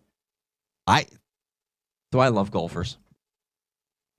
I mean, if you cannot control your emotions enough to just shut up, take your licks, and move on. I'm just actually surprised also that just the clear tape stuck. I am I don't feel too. like that would stick. I wonder if Like it was like the gorilla style tape, you know? But then you've got all that chemical that you're essentially ingesting. And you're having to breathe through your nose the entire time. Yeah, I don't know that that's all that healthy. No, I feel like breathing through your nose is good and all that, but I feel like every so often you want to breathe through your mouth a little bit or something. Huh. You can't take any sips of water. It's not going to be easy to take sips of water or get any food in you. You're always going to have to unpeel and pull it back, and then it's on sticky, so you're going to get new tape and put it on your mouth. It's very unpractical. Like, is that a joke? But I'm fascinated. Is that a joke? No. Golfers are insane. I don't know, Matt. I don't get it. But there's a lot of things in the world I don't get. I should have looked. Not good. Well, how did his second round today go? That's the big question. While you're looking for that, the afternoon inbox has been presented by the River Cree Resort and Casino, home of the Tap 25 restaurant, where the entire menu is 50% off, 7 days a week from 2 to 5 p.m. You can chime in at 780-218-9999. He's tied for 119th. We are one thumb away from word of the day territory. We've got about 2 minutes left to make that happen. If you haven't hammered the thumbs up, get on it. It didn't help. Get going. What didn't help? He's tied for 119th. Of course it doesn't help. He's a psychopath. He was +1 today. He's overall, where is he again on here? He's overall for the tournament, even par. He was +1 today. You mean he's tied 100? Like, he did actually, if he's even today, that means he would have been 1 under yesterday. He did worse. I hope he continues with this. Lacombe Drew, about our recent discussion on Fired Up, says, change this segment from Fired Up to Gaslighting with Iwanyk, brought to you by Gemco. I wasn't gaslighting anything. Can I be honest with you? Can we talk? Please. I'm not sure I fully comprehend or understand what the term gaslighting means. I just did that. Like, it's try to make you, it's hard to define in a way. Like you're intentionally egging someone on? No, it's trying to make you, what you're change your how you perceived something. Well, a quick Google search, it is defined as trying to manipulate somebody using psychological methods in questioning their own sanity or powers of reasoning. Yeah, so it'd be like, well, no, you made me make the offer for snacks. I really didn't. You put that offer on me, Jay. I didn't make that offer. You did. You told me I had to go do that. You know, like I didn't offer. Like if I keep going that way and try to like act as if no, Jay. That was all you. Okay, this makes sense. It says, Glue Guy, don't, this also came in on the River Cree inbox. Glue Guy, don't let him gaslight you. That's BS, and he knows it. He's on the offensive because he knows he's wrong. It's a manipulation tactic. You were trying to manipulate me? No, I was speaking facts there. No one knows. See, no one knows the truth. They're all trying to gaslight me right now. Can't gaslight a gaslighter. Everyone's against me. Jasmine, you manipulate what they were saying. Wow. Deaky Sparks was all over this. Tell Jay he loves these. I bet he loves lots of snacks. Snacks gives you an old forgotten snack. He's calling this Snack Gate. Iwanyk is full heel. I absolutely love it. Makes for a great show. Yeah, like me saying, I'm not a heel. That's me gaslighting. I'm absolutely dying here while I brush the gravel off my driveway. Deaky Sparks is busy. This is like this Friday. Like it's the first real nice Friday. Yeah. As you get into April, you go home and you got a nice forecast for the weekend, and you could start doing you're excited to do outdoor stuff, even if it's just outdoor errand stuff. It's a great time. It's the times I miss having a house. Won't lie. Red 101. The word of the day with Reid and Jay. Oh, I'm sorry. Did I break your concentration? What do they got to say? Say what again? Say what again? I dare you. Let's find out. English, do you speak it? Then you know what I'm saying. Koob, you ready for me? The word of the day is ziggurat. Ziggurat. Can you please use it in a sentence?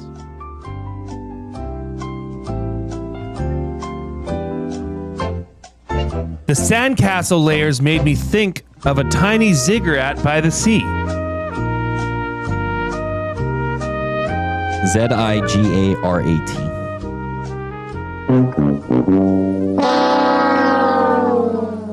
Oh, brother, this guy stinks!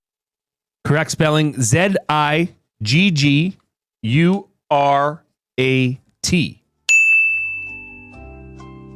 Archaeologists carefully excavated the lower levels of the ziggurat, hoping to uncover hidden chambers. It'd almost be like a sandcastle type thing. A sand fortress, if you will.